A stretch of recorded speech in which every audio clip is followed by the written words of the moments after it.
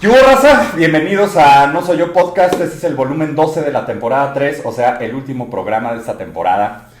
Regresamos a las artes escénicas y hoy nos acompaña un director y dramaturgo para mí de lo más interesante que... Así. Director dramaturgo. Director dramaturgo, hace muñecos, en fin, un artista escénico, plástico y literario, bastante interesante para mi gusto. Seguramente algunos lo conocen, los que no lo conocen, él es Luis Alcocer. Hola. Luis Alcocer, muchas gracias por venir. Aquí iniciamos siempre con salud. Gracias a ti, salud. Salud.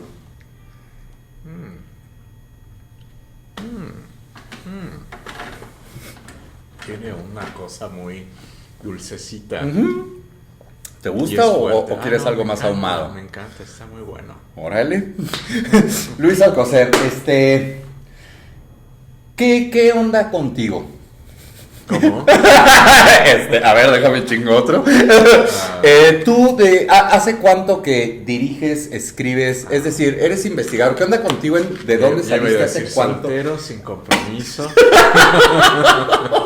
Y juguetón. travieso.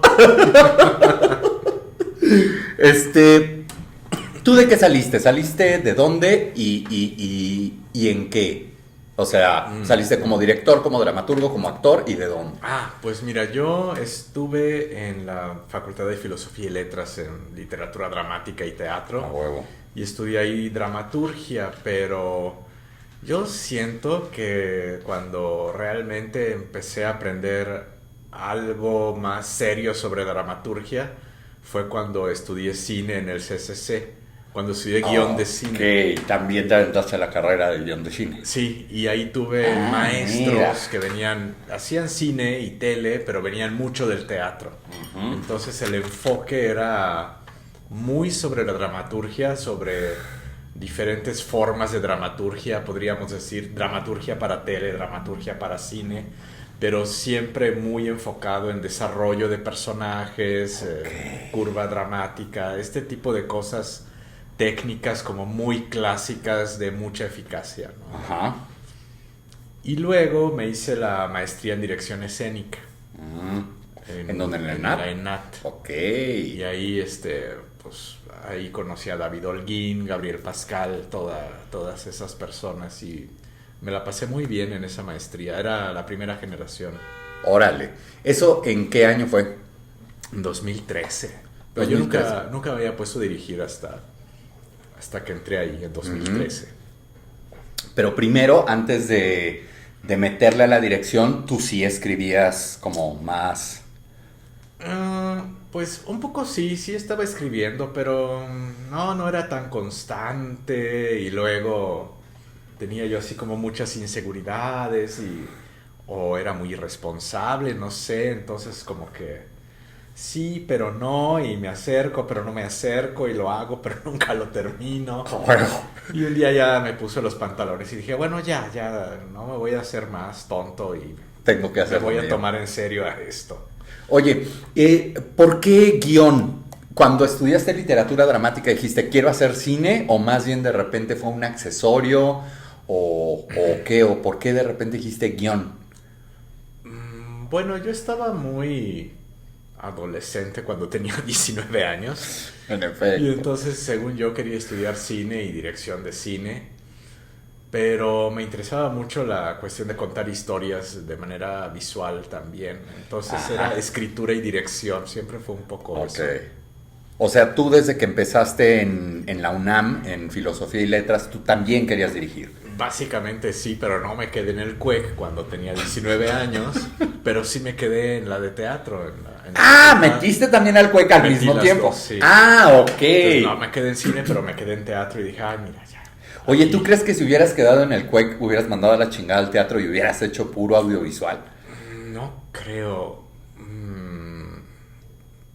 No, yo creo que cuando pensaba eso no sabía muy bien ni qué era el cine ni qué era el teatro. Claro. Creo que lo entendí ya. Cuando estudié teatro entendí mejor qué era el cine. Cuando estudié cine entendí mejor qué era el teatro. Oye, ¿y tú de niño qué es lo primero que te fascinó como espectador? ¿Cine o teatro? El cine. Cine. Bueno, también el teatro, pero bueno, yo vivía en Mérida, Yucatán, y crecí ahí hasta los Me fui de ahí a los 19 años. Y no tenía yo... bueno, digamos que el acceso al tipo de teatro que yo tenía en Mérida en esa época era como limitado, ¿no? Había una muy buena compañía que se llamaba Tinglado, que hacía este hombre Paco Marín, que acaba de fallecer hace unos días. Ok. Y era interesante esa compañía, pero cuando yo era adolescente, esa compañía como que entró en una especie de pausa. Ok, de stand-by. Y de repente yo era un adolescente y no había como mucho más que el teatro regional yucateco, que sí es muy divertido, pero solo eso, Querías solo más. eso, solo eso. Así Y es. comentan que te hartas. Claro. Y luego ves libros de teatro y vas leyendo y esto, cómo me gustaría ver Ionesco, por ejemplo, en un teatro, pero nadie lo está montando ahorita. A huevo. En Pero tú Mérida, ya leías teatro entonces también. O sea, empezaste a... Sí, me acerqué a un curso de una casa de la cultura, de la Casa de la Cultura de Mérida, y ahí empecé yo como a leer lo que me parecía atractivo. Órale. Oye, y entonces, estás en Mérida, te vienes aquí a los 19 a estudiar la onda. Ahora, yo no sabía que habías metido al CUEC, ni sabía que habías estudiado guión en el CCC, y ahora que me lo dices, a mí me caen muchas cosas de tu tipo de teatro. O sea, armas sets cinematográficos, Pues sí. muchas veces trabajas con lo que podría ser stop motion en cine, ¿no? Casi. Casi, o sea, manejas marionetas, manejas títeres, manejas botargas. Todo este rollo plástico que tú tienes, que es bastante particular, tu alucine, ¿de dónde sale, cabrón? ¿También pintas o dibujas? No, ojalá. Digo, ojalá. porque la construcción se te da bien, pues. O sea, el 3D... Ahí va, más o menos. ¿No? O sea, me ayuda mucho que tengo como gente a mi alrededor que Ujú. sabe muy bien esas cosas, ¿no? Ujú. Gente que sí dibuja, gente Ok. que sí pinta. Esta Alejandra Vega que tiene una habilidad impresionante para tallar madera y hacer títeres, Ok. por ejemplo. Y yo de repente puedo medio hacer cosas. Aprendo mucho Así es. de todos ellos. Porque sí ¿no? te he visto a ti construyendo, pues. Ujú. Entonces, pero ¿de dónde sale todo tu viaje visual? Digo, porque tu teatro es muy oscuro, pero al mismo tiempo muy luminoso. Hablando de lo visual, siempre son tonos claros, ¿no? Todo, bueno, salvo la invención de la... Entonces, bueno, es blanco y negro. Eso ¿no? es blanco y negro, ajá, pero ya hay más alto contraste y todo. Pero he visto otras donde generalmente todo es blanco o predomina el blanco, no sé si sea intencionalmente para contrarrestar los contenidos que son densos, ¿no? Pero ¿de dónde sale tu onda visual? Que es muy contemporánea, pero al mismo tiempo muy pinche exquisita, afrancesada y mamoncita, en el buen sentido, así, porque está muy bien cuidado, pues. Yo creo que son los problemas de haber sido un niño católico Ok. y de haber tenido una juventud muy expresionista. Oye, ¿qué tanto te marca la religión? Yo creo que muchísimo. Yo sí era una persona inmensamente devota y vivía en un ambiente muy religioso en la casa. Y luego mi madre tiene un problema mental, que vive en otra realidad que no es esta, y crecimos con eso como si eso fuera la cosa más normal del mundo. Entonces digamos que ese universo religioso, sobrenatural, venía también Incluido en el acompañado paquete. con alucinaciones y, bueno, de ella, claro. Claro, o sea, Un planteamiento de realidad muy extraño, ¿no? órale. Oye, y este rollo de tu jefa con respecto a las alucinaciones y todo, ¿rebotaban en lo religioso? ¿Rebotaban en santos, en cosas así? Sí, bueno, es como muy común que luego la gente tiene como una especie de delirio apocalíptico, ¿no? Ujú. Digamos que todo era prepararse para el final y estamos en el final y estamos a un paso del final y miren, ahí está la prueba del final, ya llegó el final, ya vieron el final, ya está aquí el final. Fue así como muy...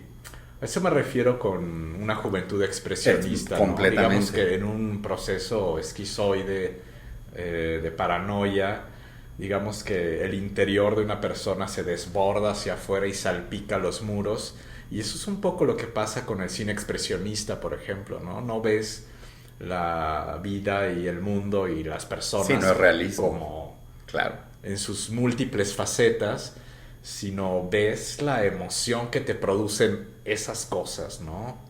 Es como salpicar desde adentro hacia afuera. Claro. Entonces todo es como un poco grandilocuente. Ajá. Oye, y entonces, todo este mundo de ensueño, se puede decir, pues, Algo así. te va marcando y va definiendo un lenguaje plástico y solamente, o también ya un contenido de yo quiero hablar de esto. Pues más bien, en el principio yo creo que me hermanó mucho con el cine de terror. A mí me parecía que el cine de terror era algo que explicaba mi realidad muy bien. Y entonces yo me vivía a mí mismo como las muchachas perseguidas de las películas. Por el slasher, ¿no? Alguien me está persiguiendo por la vida y estoy aterrorizado y la realidad es así llena de alto contraste y colores chillantes. Entonces yo veía Suspiria y decía, sí, yo soy Susie Bannion. Yo entiendo muy bien a Susie Bannion. Oye, en varias de tus obras, en algunas es tema central esta onda de la relación con la madre, obviamente, ¿no? Y cómo tú también estás, tú como escritor y por haber sido una parte de tu universo personal, no escribes sobre lo de allá, escribes sobre lo de ti. ¿Tú también estás por ahí en tus obras?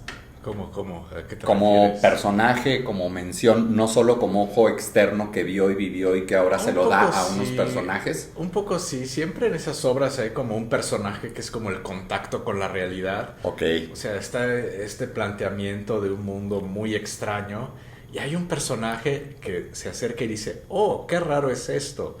Y digamos que ese es el que te conecta como espectador con eso, ¿no? Ajá. Sabes que eso no es como la norma. Hay alguien que reconoce Sí, claro, que esto es que tu anómalo. mamá tenga cabeza de guajolote, pues sí es Entonces, extraño. digamos que ¿no? yo soy como, bueno, podríamos pensarme así, que yo juego mucho el papel de la víctima inocente que se extraña de todo y cae en todas las trampas, ¿no? Oye, ¿tú has actuado? Actúas, bueno, en algunas de tus obras actúas, pero generalmente detrás de un muñeco. O Detrás de un muñeco, máscara. yo no le llamaría actuación a lo que hago, sino aparezco yo mismo como yo mismo explicando. Sí. Tengo una relación con el público y ya, ¿no? No creo que eso sea una actuación propiamente. No, sí, o sea, también has hecho eso en el teatro de momias y la chingada, si no, estás en voz en off, ¿no? Narrando, diciendo, a ver, esto es tal. Pero cuando estás manipulando a un objeto o a un muñeco, ¿qué es? Pues es actuación, ¿no? ¿O no? Es una forma de actuación, pero, o sea, si yo me tuviera que pensar como actor, o sea, realmente es como un tipo de actor sumamente limitado que se puede interpretar a sí mismo. Difícilmente creo que me puedan sacar de ahí porque no tengo como los puentes o ese tipo de conexiones. No tengo idea de cómo se hacen un montón de cosas técnicas del teatro como actores, ¿no? Ajá. Oye, y Pues digamos que me escribo a mí mismo Ajá. algo que yo sepa que puedo hacer. Claro. Cuando hice La invención de la histeria la primera vez en 2014, ese fue mi examen de la maestría. Trabajazo. Tenía yo un actor que era una pesadilla. Era horrible. Hacía las cosas. Yo lo había visto 25 años antes en una obra y él me parecía que era maravilloso en esa obra. Uh-huh. Y cuando iba a hacer esta obra que iba a dirigir yo, dije, ay, fulanito de tal, hace 25 años lo hacía tan increíble en esta obra en verso maravillosa. Voy a buscarlo. Claro. Y lo fui a buscar y vino y empezamos a trabajar. Pero, ay, no, era muy problemático, muy conflictivo. Ay, cabrón. Y un día llega y dice, ay, no, yo no voy a hacer lo que tú dices, tú pides demasiado. Y un actor así tendría que ser un santo. Yo no soy un santo. yo voy a hacer lo que pueda, no me voy a esforzar. A lo mejor si me lo hubiera dicho así en privado, a lo mejor hubiera dicho, a ver, lo tomo, no lo tomo, le sigo o no le sigo, pero lo dice en medio de un ensayo, delante de todos los demás actores. Pues ya no puedo... No, pues no. Le tengo que decir adiós porque se vuelve una falta de respeto a los demás actores también, ¿no? Claro. O sea, ya con qué cara entonces le voy a decir a los demás, oye, vamos a esforzarnos por aquí. No, pues no. Porque van a decir, no, pues él no lo hace. Claro. Yo tampoco. Claro, no. Entonces le dije, no, mira, yo creo que no vamos a poder seguir trabajando juntos. Y entonces ahí decides tú entrar. Y dije, puta madre, ¿qué hago? Estreno en un mes. Entonces me fui a tomar un café, vi a los actores, pensé y les dije, bueno muchachos, tómense una semana de descanso. A un mes del estreno. Apréndanse lo que hay que aprenderse. Voy a reescribir toda la obra. De una manera tal que yo pueda entrar y hacerla con lo que yo puedo hacer, con lo que yo sé hacer. O sea, no me voy a proponer a mí mismo actuar ese personaje. Actoral, así es. Que una persona muy entrenada y con muchas tablas puede tener. Claro. Yo puedo hacer ciertas cosas y voy a contar la obra con eso que yo puedo hacer. Bueno, quedó increíble. Reemplacé al actor por una muñeca. Una muñeca con un vestido blanco y entonces ya solo yo le metía las manos. Sí. Otro actor movía la cabeza y hacíamos entre los dos las voces. Y era muy impresionante. Sí, eso, a eso iba. Era mucho más expresiva que el actor original. Oye, ¿cómo llegas a los muñecos? ¿Si es por Cantor o eso es algo afín a Cantor? ¿O cómo llegas a reemplazar al actor por muñeco y para qué? ¿Por qué? ¿O pues, Gordon Craig? ¿O quién chingados? Yo creo que eso tiene que ver con el cine de terror. Ok. Básicamente, es muy extraño que yo lo diga así, pero es que si yo tuviera que trazar una genealogía de lo que hago con otras cosas que pasaron antes de mí, más que trazarla con rumbo al teatro, siento que tendría que trazar esa genealogía con rumbo al cine, y particularmente al cine de terror, ¿no? Okay. Digamos que había escrito estas obras que son... Todo el mundo decía, ay no, esto no se puede representar porque ¿cómo va a estallar una cabeza en escena? Eso no pasa, no sé qué. Dije, bueno, pues ¿cómo se puede hacer? Pues con un muñeco. Tienes un muñeco y le puedes hacer lo que quieras. Lo que quieras. Entonces más bien llegué ahí, ¿no? ¿Cómo hacían en los 80 las películas de terror? Claro. Con los efectos en el splatter y todo. Pues eran unos tipos increíbles que trabajaban látex y quién sabe cuánta cosa. Y eran puros efectos mecánicos, ¿no? Era como el arte de los títeres. Así es. Están haciendo sus títeres. Sí, claro. Pero unos títeres que son... que sufren. Ajá. Unos títeres que sufren como sufre nuestra carne, ¿no? Así Eso es lo importante. ¿Qué pasaría si alguien te quitara la piel? Pues vamos a poner un látex que se desgarre como se desgarraría tu piel. Y que se ve el músculo. Y entonces tú empiezas a asociar todo esto que oyes y que ves con sensaciones, cosas que algún desgarrito que alguna vez has tenido, pues te lo imaginas ahí. Lo agrandas. Sí, entonces más bien viene como de ahí.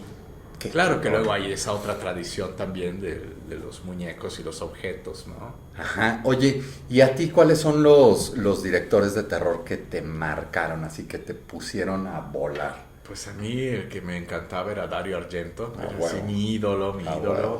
Me gusta mucho David Lynch y también John Carpenter también me gusta mucho. ¿Qué otra cosa veía yo cuando era? Cronenberg, más o menos. Los tres. Ahora más que antes. Cuando era joven no me gustaba tanto, ahora me gusta muchísimo más. Órale. Y tiene cosas que me atraen más que otras. Sí, claro, porque mencioné a Cronenberg porque mencionaste a Lynch, que no es necesariamente un director de películas de terror, pero sí producen un horror tremendo. Toma mucho de ese tipo de cine, ¿no? Eraserhead Tota, casi bueno, una sí, cosa Razorhead terrorífica es de con terror. Con el bebecito Tota cabeza madre. de conejo Ajá, sin piel. claro, güey. Y los pollos ahí en los platos moviéndose. ¿No? Pero ellos van más como un thriller psicológico ya demasiado oscuro, que es lo mismo que hace Cronenberg. Digo, sí tiene películas de terror Cronenberg como Existence, The Fly y todas esas. Hay una que es genial, que a mí me sirvió mucho a la hora de hacer la tesis. Bueno, en España se llama Cromosoma 3. Ajá, ay cabrón. En español se llamaría La Camada, pero no sé cómo la tradujeron. The Brood. Es del 77. Ah, ya, güey, sí. Y- Le acaban de hacer un remake a The Brood Ay, hace unos años. Yo Horrible. me pregunto para qué. Sí, horrible. Es que esa versión de los 70 es perfecta. Sí. Está en el límite Sí. de todo, ¿no? Del realismo. Sí, eso es lo Estás a un cabrón. paso de no creértelo, pero llega a Pero ser te muy dice, pero sí convincente, es, así es, muy ¿no? convincente y realmente muy terrorífico. Sí, claro, que eso tiene mucho tu teatro en un sentido que sí lo puede volver terrorífico. Digo, no presentas al monstruo o presentas al monstruo, pero lo presentas de una manera que uno puede ser empático como espectador. No me espanta ver a la señora con cabeza de guajolote sacándose las tripas en tus obras. No, me da risa. Pero lo terrorífico de tu teatro son los bordes psicológicos en los que están los personajes. ¿No? Los lugares en donde están parados y desde donde reaccionan y actúan, ¿no? Además de esto, tú tienes una trayectoria como investigador. Ah, sí, más o menos. ¿Cómo llegas a la investigación escénica? ¿Es a partir de todos los elementos que tenías que dijiste, ¿cómo le hago? ¿Me voy a poner a investigar? ¿O surge aparte? No, surge aparte, surge porque soy una persona todavía bastante curiosa y entonces yo decía, qué maravilla que yo trabajara en un lugar donde lo que yo hiciera sea solamente leer de las cosas que a mí me interesan. Ponerme a leer todo el día de teatro y estar haciendo notas y conjeturas. Y sucedió, así como muy por azar. ¿Por qué por azar? El servicio social al Citru. Ok. Y terminé quedándome ahí hasta ahora, ¿no? Y entonces ahí es de donde... Y a partir de esta investigación... Pero es interesante porque a mí me ha nutrido mucho ese tipo de ejercicios, ¿no? O sea, se nota. yo trabajo Sí. en una unidad de documentación ahí. Es como algo que no es directamente crear proyectos de investigación tal cual, sino como como estar recopilando material que nos permita después historiar todo eso. Uh-huh. Crear fondos fotográficos sobre lo que se está produciendo hoy, ese tipo de cosas. Pero como no únicamente hago eso, sino que me estoy metiendo todo el tiempo a seminarios, charlas, y oigo que están leyendo no sé qué y me pongo a leerlo también, digamos que eso termina por modelar un poco mi mente, ¿no? Y me parece como muy divertido. Me parece también que ante mí se reveló en estos años de investigación una posibilidad de cruce entre la creación y la investigación. Ajá, sí, a eso me refería ahorita cuando te decía, se nota, tu teatro tiene un chingo de referentes, o sea, no es un teatro de, ay, vamos a loquear y a ver qué sale, aunque sí loqueas y ves que sale, pero tiene referentes, pero pues, es un abanico de referencias bastante amplio. A eso me refería hace rato, como que te decía, todo se ve de repente muy exquisito, pero al mismo tiempo hay un rollo de cultura pop y de debraye y de esquizofrenia y paranoia, y todo se vuelve un universo muy concreto. Eso para mí es una de las cosas muy sorprendentes de tu trabajo, que dices, es que qué pedo con esta loquera y todo es una unidad, ¿no? Sí, yo tengo un problema así en la vida en general y que rebota en mi trabajo también y en todo lo que hago. Como debe de ser. Pues supongo. Sí. Y es que no me puedo tomar en serio nada. Eso es terrible. Yo creo que nunca voy a poder hacer una película de terror seria.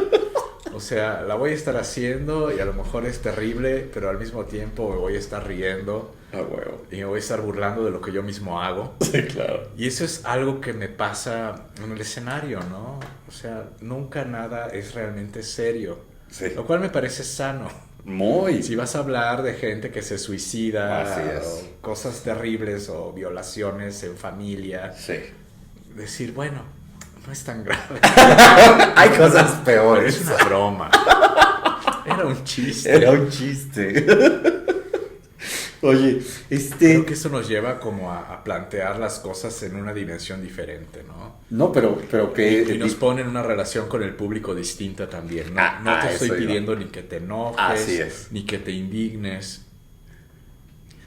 Te estoy pidiendo que rías de algo de lo que no deberías reír. Así es, ajá, a eso, porque pues sí, se vuelve... afila la propuesta y afila el contenido de la obra, el sentido del humor, ¿no? O sea, porque si nos clavamos en la densidad de puta, qué terrible esta familia y todo, puta, a los 20 minutos, si yo no tengo referentes de eso, voy a decir, qué mamada de azote estoy viendo. El humor a todos nos va a agarrar y aparte reafirma la culerez de los personajes, de las situaciones, los vuelve soportables. Sí, ¿no? yo siento que también muy desconcertantes, ¿no? No sabes, ¿es gracioso o no es Ajá, gracioso? ¿está bien que me ría o no me río? Bueno, ya me reí, pero no sé si debí haberme reído. ¿Por qué los demás no se rieron conmigo? Oye, Yo creo que ese es un vicio. Cuando yo era niño, yo creo que no tenía sentido del humor. uh-huh, Y estaba muy en esta cosa católica y entonces todo me parecía profundamente el serio. sufrimiento. Pero yo creo que en el momento en que ya como que entendí mi propia sexualidad, en ese momento todo me empezó a parecer muy poco serio y muy poco respetable, Claro. en el sentido de obediencia, ¿no? O sea, poco solemne, más bien. ¿no? Muy poco Sí. solemne, Ay, con la sí, solemnidad, sí. que es lo que le ponen la madre a las cosas, ¿no? Seamos solemnes. Puedes ser serio y puedes estar cagándote de la risa. Sí, sí, sí. Oye, y si escribieras guión para cine, ¿escribirías un guión para actores o para monitos? Pues yo creo que las dos cosas. A mí me interesa mucho, como un reto personal, creo, desarrollar como personajes muy consistentes para un actor. No sé si lo voy a lograr ahora que me ponga a escribir otra vez guiones. ¿Vas a escribir guiones? Sí, tengo... Quiero hacer una película. En los próximos 48 meses quiero dedicarme a desarrollar una película. Ok, largo. Ujú. Ah, qué chingón. Tengo un amigo que hizo una obra de teatro que me encantó y me vino a ver el otro día y me dijo, vamos a hacer la película. Y yo le dije, ay, sí quiero. Y es una obra de terror y son 2 actores. Me parece muy atractivo. O sea, me parece como factible de producir.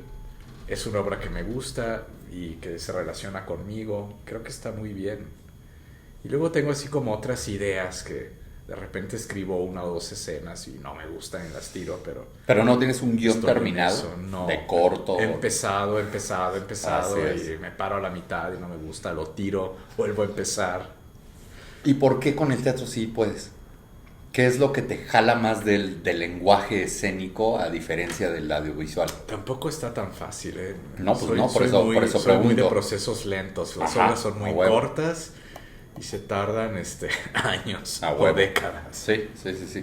Pero aún así, Esto del juego de mamá, por ejemplo, creo que la empecé a escribir en 1997. ay cabrón, y se estrenó hace 3 años. Sí. Y luego, en 2010, un amigo la montó, una versión como primigenia. Ok. Y luego en 2013 se la propuse a Holguín como mi examen y le gustó mucho y me dijo, yo creo que esto es un material muy interesante, pero creo que deberías reescribirlo. Ok. Entonces lo leyó con mucha atención y me hizo una serie, así un montón de notas. Qué Me chingón. puse a leer las notas y dije, esto Tiene sentido. puede hacerlo crecer mucho. Ok. Y me senté a trabajar. Ok.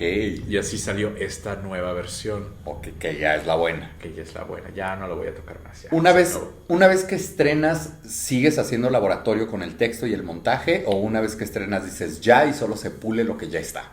Pues a veces sí. Sí, hay que saber un poco cuándo parar, pero No sé, yo siempre tengo la tentación de que ¿para qué repetir los errores viejos? Mejor hacer errores nuevos. Perfecto, perfecto. Oye, y los discursos, ideas, todo este rollo, ¿eres alguien que dice, voy a escribir una obra sobre esto que traigo en mente desde siempre? ¿Eres alguien que de repente dice, ay, güey, vi una mamá con cabeza de guajolote que se destripa, voy a inventarle una historia a ese personaje? ¿Es visual? ¿Es intelectual? ¿De dónde viene la raíz de tu creación? ¿Cómo es un poco tu sistema, ¿no? Tu método creativo? Pues creo que es muy visual sobre todo, pero es muy también viene de muchos lugares. Esa obra, por ejemplo, yo estaba en un taller de dramaturgia y un día llegó Fernando Martínez Monroy, que era el que daba ese taller, y me dijo, tengo una historia para ti. Lo leí en la nota roja esta mañana. Y entonces me contó una historia sobre una mujer que el 10 de mayo, en plena fiesta, se suicida varias veces durante toda la tarde. Una vez se toma pastillas y los hijos la descubren, la hacen vomitar, le lavan el estómago y sigue la fiesta. Y luego otra vez se corta las venas y la vendan y la sientan. Y sigue la fiesta. Sigue la fiesta. Qué bizarro. Y finalmente, cuando ya todos se van, la mujer se tira por la ventana y se ahorca. Y ahora sí se muere porque ya no hay nadie que la esté cuidando y salvando. Y de ahí surge el juego de mamá. Y dije, pues esta es una gran historia. Es una gran... O sea, más allá de tantos intentos de suicidio, la bizarrez de los hijos de decir, te curamos y la fiesta sigue, hija de la chingada. O sea, ¿qué pedo con eso, güey? Se acaba de intentar matar, güey. La fiesta no es para ti. Así es nuestra fiesta. Para mí, no me la arruines, mamá. Qué cabrón. Y de ahí. Y de ahí salió una primera versión. Pero en el texto original es una señora, lo tendría que hacer una señora. Claro. Pero digamos que ya cuando empecé a hacer una especie como de... Hice una lectura dramatizada, pero no me quería conformar con la lectura dramatizada, sino quería empezar a explorar cómo resolver lo fisiológicamente complicado de las escenas, ¿no? Sí, claro. Si aparece una mujer con las tripas de fuera, desnuda, de 70 años, gorda, ¿cómo haces eso? ¿Vas a tener una actriz gorda y le vas a poner como unas... Sí, claro, todo lo que requiere de producción, ahí, los prostéticos. ¿Cómo se va a ver? Entonces dije, no, se va a ver así todo evidentemente artificial, vamos a irnos por ahí. Sí, claro. Y entonces tenía yo un equipo, bueno, con el que todavía trabajo, un equipo de producción con esta chica Marta Alejandra Vega, que ella es la que hace toda la cosa de títeres, escenografía, a veces también hace el vestuario. Y entonces, pues empezamos a hacer como las cabezas en plastilina y a presentarlas en la lectura dramatizada, ¿no? Y le decía, miren, así, en esta escena se estarán preguntando cómo se va a resolver escénicamente. Pues así, y entraba un actor con un mandil, y en el mandil llevaba como sus tetas de plastilina, con unas tripas de plastilina que salían, y había yo mandado a hacer una cabeza de señora, pero también había yo mandado a hacer una cabeza de pavo, porque había un pavo en la mesa. Así es. Y ya que estábamos ahí, le dije a la diseñadora, ¿sabes qué? Vamos a intercambiar las cabezas. A ver, pone la cabeza de pavo a la mamá y el pavo que tenga cabeza de mujer. Vamos a hacer este intercambio. Entonces, en principio fue como una conjetura visual, ¿no? Sí. Pero que tiene como mucho sentido. Sí, no, tiene todo. O sea, la analogía que se arma entre la madre y el pavo y la preparación y el relleno y las tripas y todo. Y dices, qué chingados, o sea. Entonces, más bien se vuelve como estar abierto a la conjetura visual que pueda surgir, ¿no? Si crees que eso puede desarrollar sentido, entonces se usa, ¿no? Órale. Oye, ¿y cómics leías? ¿O fuiste directo al cine? Fíjate que no, lo que yo leería sería como... Pero lo que leían la mayoría de los mexicanos, el libro sentimental. Bueno. La novela sensacional semanal de vaqueros. Ese no tanto, es muy masculino para mi gusto. Pero el libro sentimental... Demasiada testosterona, ¿no? Sí, el libro sentimental tiene el giro fem que a mí me podría haber gustado a los 8 años. Hermelinda Linda. O la familia Burrón. La familia Burrón, es genial. No, está madre. Oye, ¿cómo llegas a Cantor? Pues yo creo que ya en la maestría. La verdad es que no... Siempre he querido como evitar... Y a Brecht. Porque son como dos presencias muy claras en tu producción. No en un sentido... hablando de fusil, pero sí te das cuenta de que es algo que tú lo traes ahí.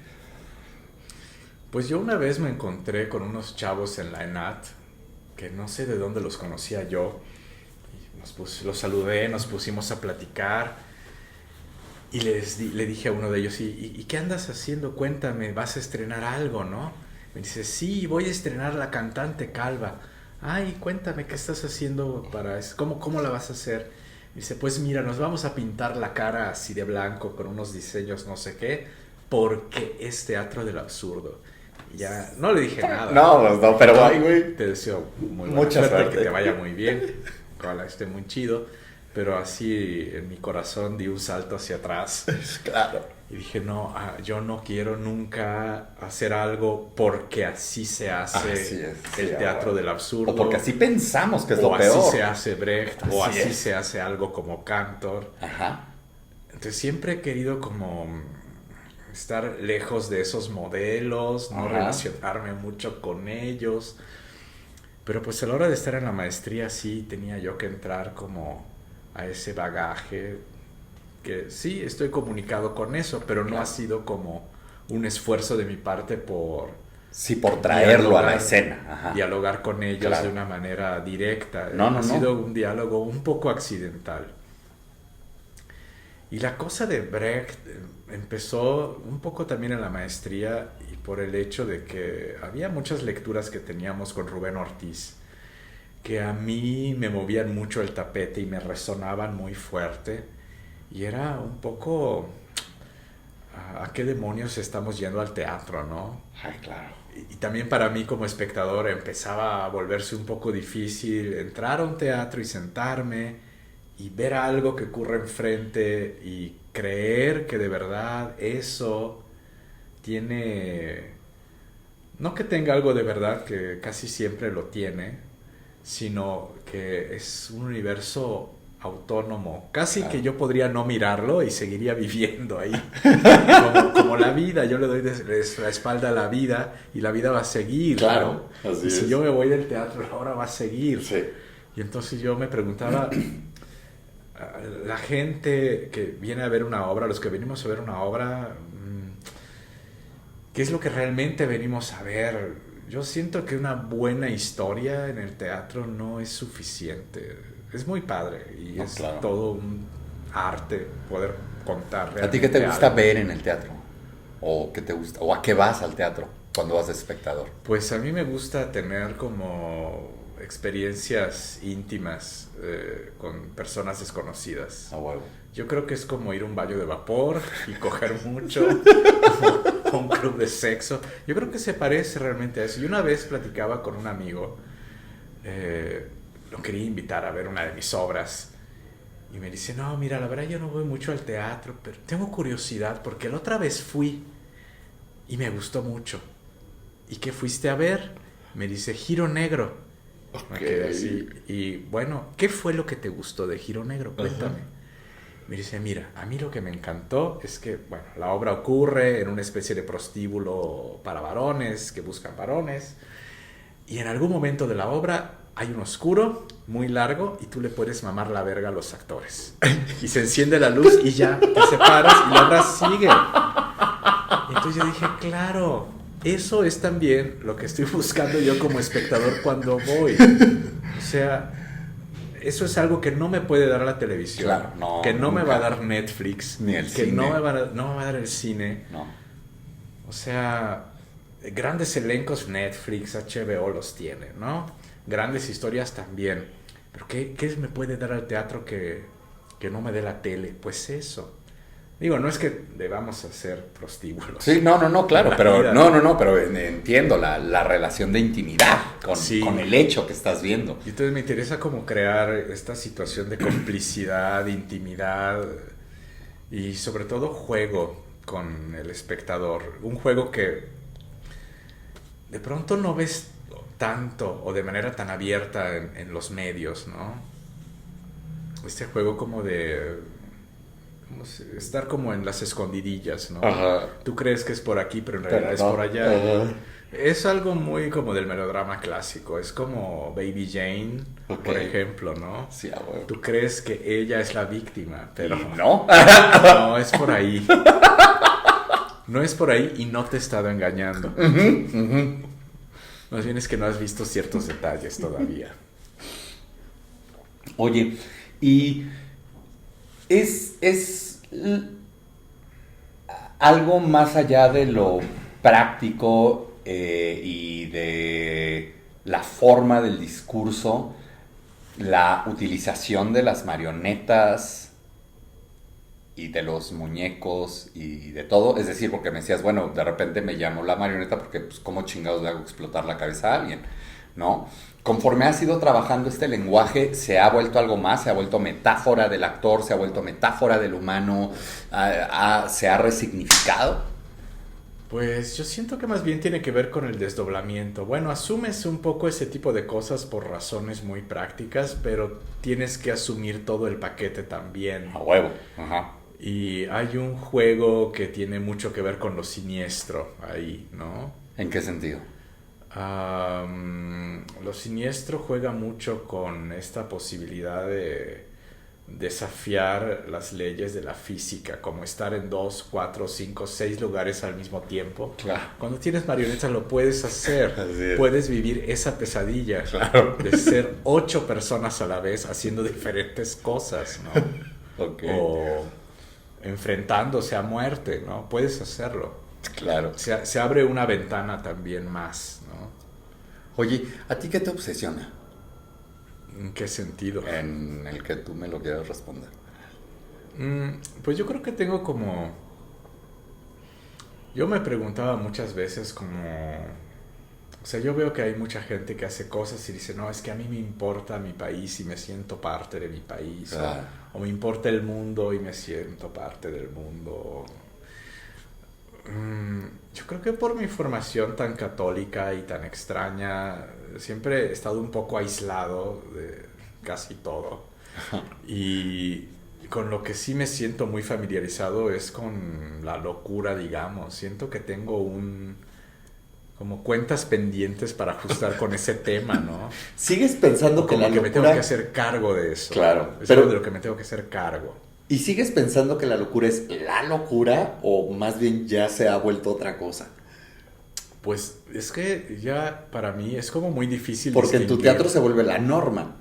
Sí, pero es que también en la realidad es un poco la norma, ¿no? Ajá. O sea, ¿cuánto de lo que realmente percibimos corresponde a cierta objetividad o cuánto es mera alucinación, ¿no? Claro. Ese es como un tema muy inquietante. Creo que es muy difícil responderlo para cualquier persona. Te van a decir, no, todo lo que yo veo es objetivo. Claro, no Pero si le mames, rascas un así es, poquito, así es. empiezas a ver cómo todo está teñido de tu propia emoción, de cosas que tú proyectas sobre la realidad, ¿no? ¿Qué proyectamos sobre la realidad y qué realmente está sucediendo? Y a veces es un poco difícil saberlo, hasta para la gente que es cuerda o que cree que está cuerda. Así es. Sí, porque eso es un concepto bien objetivo, digo bien subjetivo, la cordura. ¿Qué Pero está pasando realmente y qué estoy imaginando que está pasando? así es. Y que percibo, ¿no? Ajá. La línea es mucho más frágil y mucho más delgada de lo que podríamos creer. Ujú. Y entonces, para ti, la realidad en el teatro, ¿en dónde queda? Pues O la realidad en general, no solo en el teatro. Para ti, ¿qué es la realidad? ¿Qué importancia le das y cómo la abordas? ¿A partir de dónde? Pues yo pensaría que tiene que ver mucho con la percepción. Es casi como una guerra de percepciones. Un poco la vida se vuelve una guerra de percepciones, ¿no? Sí, cuando se busca imponer, ¿no? Yo percibo que tú me quieres matar. Yo percibo que este me quiere coger. Yo percibo que este quiere mi dinero. Yo percibo que este me ama. A huevo. Pero puedes decir algo más lejos del yo Del percibo. yo percibo, así es. Es difícil. No solo Lo pregunto porque es un juego que siempre está en tu teatro también. Esto es realidad, esto de repente se bota, esto es una percepción de esa realidad, ¿no? Un poco lo que me hablas de ese personaje que siempre hay en tu teatro, de yo conecto con la tierra. Es decir, se podría decir yo conecto con la realidad. Sí, pero él mismo en realidad terminan perdiéndose estos personajes que parecen conectar con la vida real por fantasías que tienen, porque creen Claro. que están viviendo también una fantasía, ¿no? Y se entregan a ella y se matan. Oye, a ti, Si un texto no es tuyo, o sea, ¿qué es lo que a ti de un proyecto te hace decir, sí lo hago si el texto no es tuyo? Cuando dices sí. Pues es muy extraño. Va a ser una respuesta muy extraña, pero creo que el amor, ¿no? Ajá. ¿No? Pues, ¿por qué? Sí, creo que tengo que querer mucho a esa persona. Ok. Y quererla, amarla en el sentido de hacer el esfuerzo por entrar en su percepción. Claro. Y sentir un poco cuál es su viaje personal con el teatro y en qué medida yo puedo acompañar ese viaje o no. Ok. Si yo siento que puedo acompañar a esa persona en su viaje, creo que lo puedo hacer.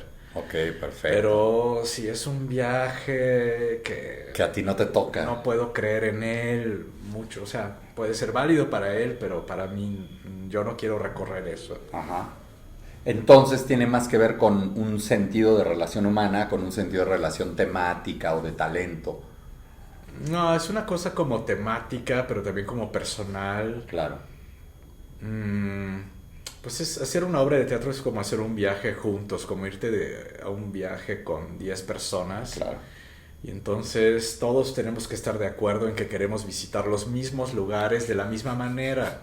O sea, no puede ser que tú te quieras ir al Hyatt y yo quiero ir de mochilero, que vamos a tener problemas. Estamos claro, huevo. O que tú te quieras comprar el tour de 15 días por toda Europa y yo me quiera ir a Madrid 8 semanas, nada más a Y Madrid. ya. Nos vamos a matar en el camino, ¿no? Creo que tenemos que tener como esa claridad de que yo entiendo tu viaje y te puedo acompañar y puedo hacer ese viaje contigo. Yo no tengo problemas violando mis propias obras. Claro. O sea, al final la representación que se ve se parece muy poco al texto escrito. El texto eso te iba a escrito preguntar. suele ser muy simple y Ok. dramático y con personajes, y al final el libreto y la puesta se transforma en algo que puede ser muy diferente, abismalmente diferente, con cortes salvajes al texto. huevo. Pero yo no tengo problema con eso. Y eso Pero surge... yo entiendo que un autor pueda decir, ¿sabes Así qué? Es que para mí sí Así es es, muy sí es importante, importante. que esa escena esté en ese lugar. Así es, sí, claro. Entonces, yo Y que tendría sea de que esa hacer- forma. Sí, yo tendría que hacer el esfuerzo por entender y acercarme a cómo tú lo estás viendo. Claro. Y vamos a ver qué tanto podemos coincidir ahí, ¿no? En general creo que trato de mantenerme abierto. Órale. Oye, pero tú cuando piensas en producir una obra, nunca buscas textos ajenos. No, es como más sencillo que yo mismo los haga y los pueda transformar en el camino. Digamos que puede ser menos problemático, ¿no? Ok. O puede ser más rápido de resolver. Claro. Si voy a hacer eso con alguien más, pues eso implica una serie de diálogos que tienes que tener y acuerdos que tienes Claro. que formar. No, también hablaba, por ejemplo, de autores muertos, pues. O sea, nunca has dicho, voy a ver qué Shakespeare me monto. Pues fíjate que a mí me gusta mucho Shakespeare, pero sí, un día lo voy a hacer, pero Hasta el momento no ha sucedido. no, el problema luego con esos textos es justamente la pregunta que yo decía antes de a qué demonios va uno al teatro, ¿no? Así es. O sea, ¿por qué te quieres relacionar con Lear? Ajá. ¿O por qué quieres tocar a Hamlet? ¿Qué te interesa de Hamlet? ¿O cómo te gustaría entrar a eso? Sí, porque está rebotando en ti al grado de que lo tengas que llevar a escena. Sí, y eres un puente también con la gente que vive hoy en esta ciudad. Y entonces, esta obra, ¿cómo le puede tocar a la gente que vive en esta época hoy aquí, ¿no? Uh-huh. Ese es otro tema. Entonces, no creo me siento muy dudoso con esta cuestión de ser muy fiel a una cosa que es tan antigua. Ajá. Y al mismo tiempo tan universal. Sí, claro. Y actual también, pues, ¿no? Más es bien, decir, más bien es un los material temas. que tienes que someter a interrogatorios. A huevo. Tienes que bailar con eso.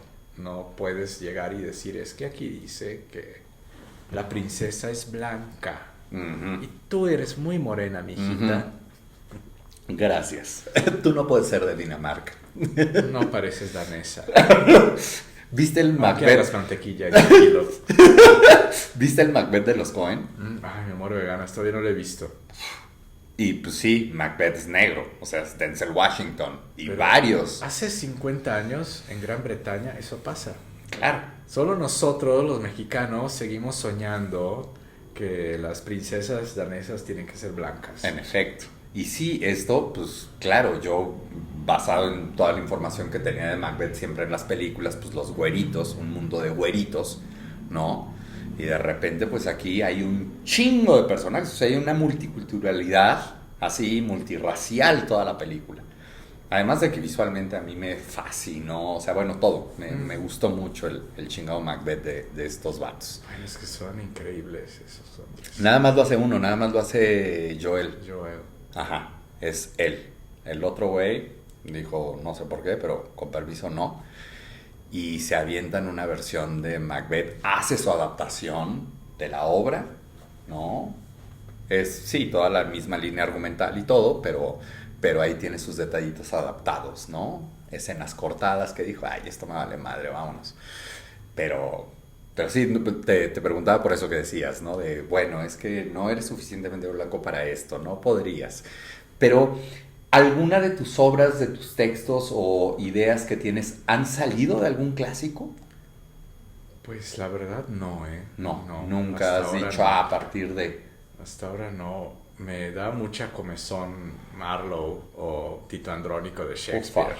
Jota, ¿cómo no? Y luego estuve leyendo ahora a los del Siglo de Oro, Calderón de la Barca, y empezó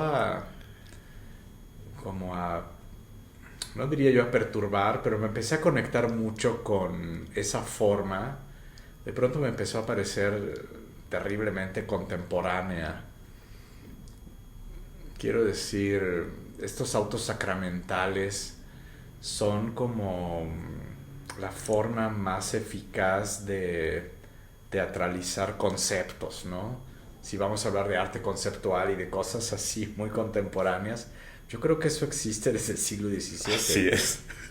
Oye, tú juegas muy cabrón con la teatralidad en tu teatro. Es decir, no es algo que vamos a ver y que tú nos quieras hacer la trampa inocente de esto pasa. Si no, tú dices, eso es teatro. Sí, yo creo que viene dentro del paquete de qué vamos a ver cuando vamos al teatro, o qué es lo que el teatro nos puede dar. Ajá. Pues el teatro nos puede dar juego, y el juego es un grupo de personas que están jugando a ser otros todo el tiempo, ¿no? Y que pueden ir y venir de eso. Pueden decir, yo soy Manuel y ahora yo soy fulano. Claro. Pero yo soy Manuel. Claro. Pero miren lo que hace fulano. Pues lo hago yo. Oye, y hace rato ya lo mencionabas, ¿no? Hay una onda de la relación con el espectador, de medio trampearlos, de repente llevarlos. Eres una persona que busca la complacencia al espectador, el desconcierto, la simple comunicación. ¿Tú qué buscas? O sea, porque ya hablamos de qué busca uno cuando va a ver teatro. Pero a ti, ¿qué te interesa darle al espectador? Pues yo más creo allá que- de este juego, pues. Pues yo creo que básicamente es el juego, ¿no? Una experiencia lúdica. Ok. Estamos aquí y estamos jugando. No estamos haciendo nada serio. no se va a acabar el hambre en el mundo. No, pero sí es muy serio lo que haces. No se va a acabar la deforestación, Ni el cambio climático, ni el cambio climático. Pero es muy valioso que hoy nos reunamos a jugar. Al huevo. ¿No? Creo que es algo que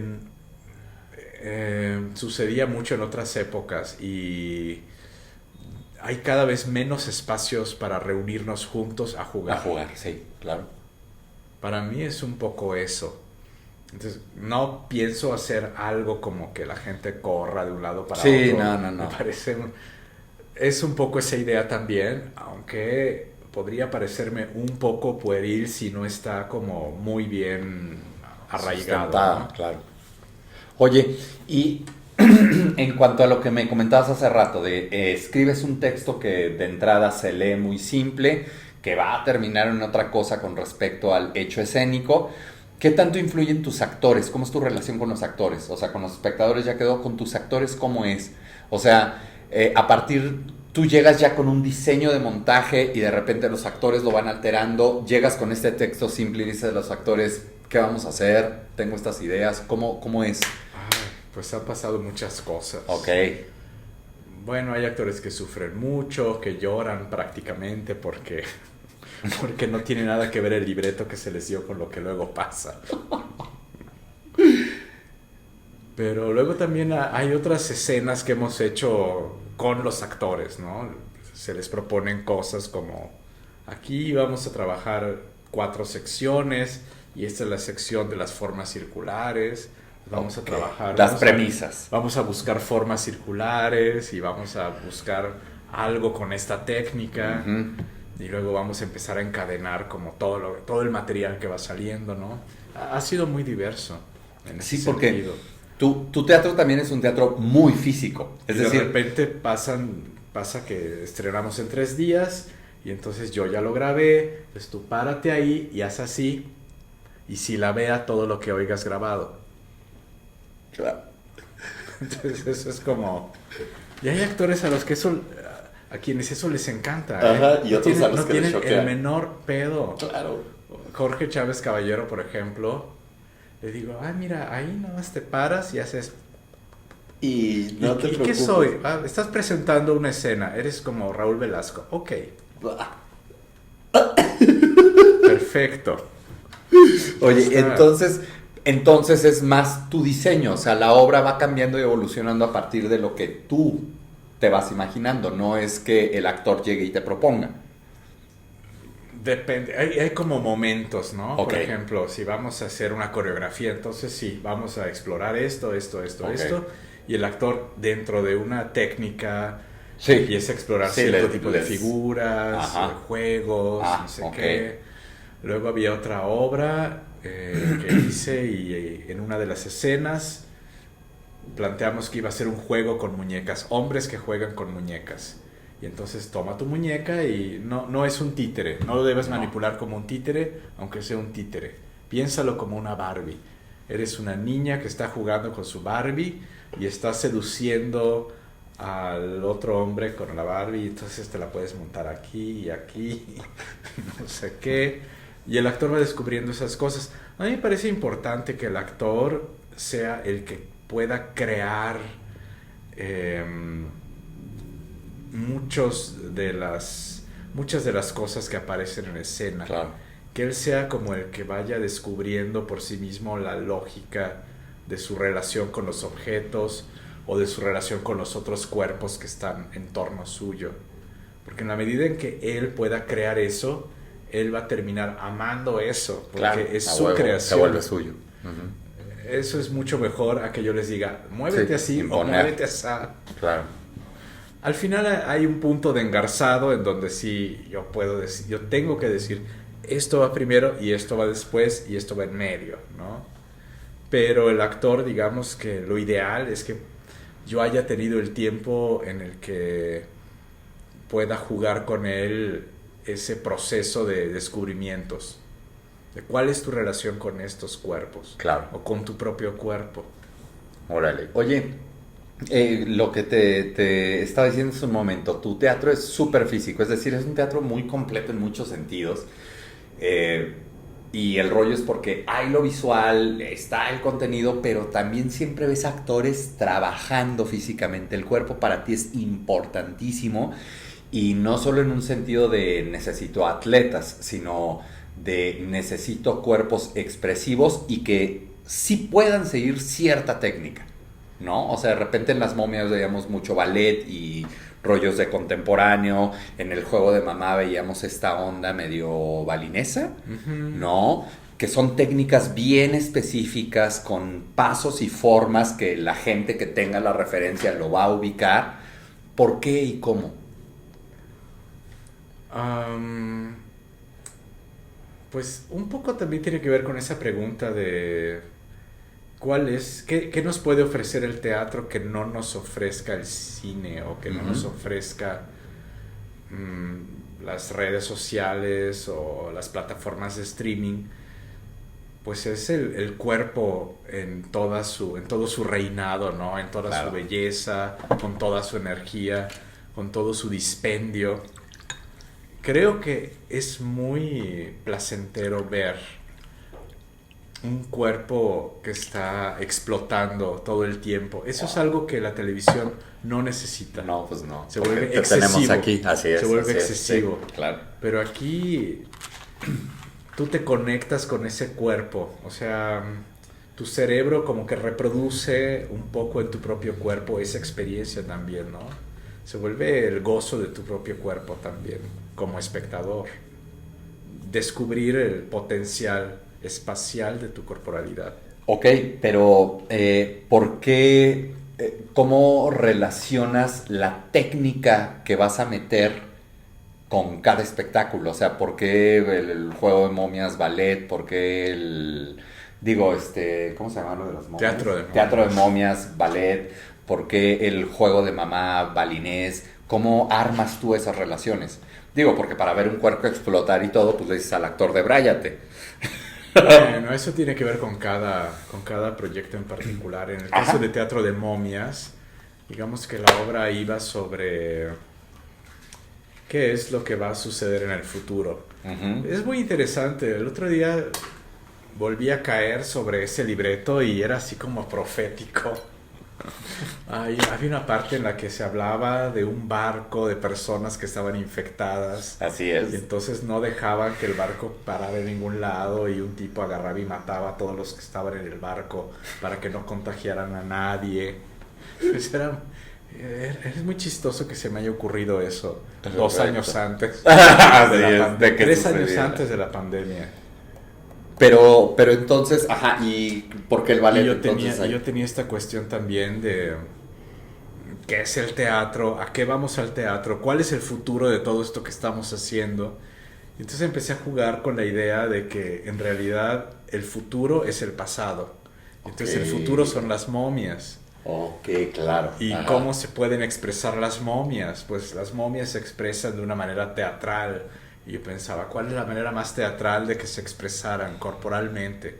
Pues con la danza. ¿Qué tipo de danza? Pues esta cosa más contemporánea. Y había una parte de Teatro de Momias que era como una especie de historia de la danza. Con el torito y ¿cómo se llama esta chava? No, había Arturo Serrano. Era como el torito? La momia. Y él pasaba como por toda la historia de la danza. Así es. O sea, corporalmente iba desde el clásico, Martha Graham, todas las vanguardias del siglo XX. ¿Qué era donde estaba el dueto? No, ¿O el dueto era él después? era solito. El dueto era como más contemporáneo. Sí, ándale. Y el atractivo del dueto era que estaba muy basado en el cuerpo de la gente. Ok. O sea, yo esa escena no sé si la voy a poder hacer con otros actores. Tendría que replantearla, claro, ¿no? Estaba muy diseñada para esos cuerpos. Claro. Se hacía así porque Fafa era contorsionista. Y entonces tenía esta habilidad de hacer la espalda así, provocar todo este asombro, esta cosa casi circense. Sí, era un numerazo. Yo cuando vi eso... Y el otro chavo tenía una sensualidad impresionante también. Entonces tenías esta especie como de muñeca fría, blanca, y esta figura sensual roja que se entremezclaban. Sí. Entonces era una experiencia erótica muy interesante. Sí. Oye, y ay, cabrón. Se me fue. Pues te decía, esta cosa de Arturo, por ejemplo, era como... Yo pensaba, ¿cómo... Si el futuro es el pasado y el pasado es el teatro y el cuerpo, porque el cuerpo en el futuro es algo que no existe, ¿cómo hablaría una momia? A través del ballet, a través de la danza. Entonces hay que hacer una parodia. Eso es lo que trabajé con Arturo, eso es lo que le planteé a Arturo. Tenemos que hacer una parodia de todo lo que tú sepas de danza. Claro. Sí, pasa por toda la danza, por la danza clásica, por Martha Graham, por todos, por todo el siglo XX. Ok. Y se divirtió muchísimo. No, pues ya me imagino. Se pitorreó de toda su formación, de sus maestros, Claro. de sí mismo. Se lo tomó con un extraordinario sentido del humor. No, pues lo tienes, que ese güey es ligero. Pero era una cosa como... Yo creo que a mí me gustaba ese trabajo que hice con Arturo porque tenía lo que tienen las buenas parodias. Uh-huh. Es muy humorístico Y fino. y al mismo tiempo hay un gran amor Claro. hacia eso que estás parodiando. Sí. Es como... Si el no es joven- ridiculizar ni No. irte a la farsa, ¿no? Es como el joven Frankenstein. Ajá. ¿Ves el joven Frankenstein?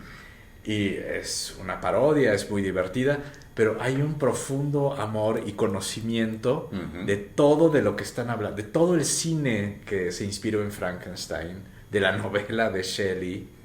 Y ese era un poco el juego. Que eso tiene muy chingón el teatro de momias, ¿no? Que son las clásicas momias del cine de terror de los 40 y todo esto. O sea, la momia vendada, ¿no? Así, el ícono representativo. Y la cosa contrapuntística que tiene es que es una momia que despliega una corporalidad Así es, sí. que no- se le niega a la momia del cine. Ajá, que siempre anda así, ¿no? Y aquí es Esta una es una momia que momia baila. dancística. Así es, güey. Pero al mismo tiempo, pues vemos un güey lleno de vendas, güey. Como nos enseñaron que son las momias.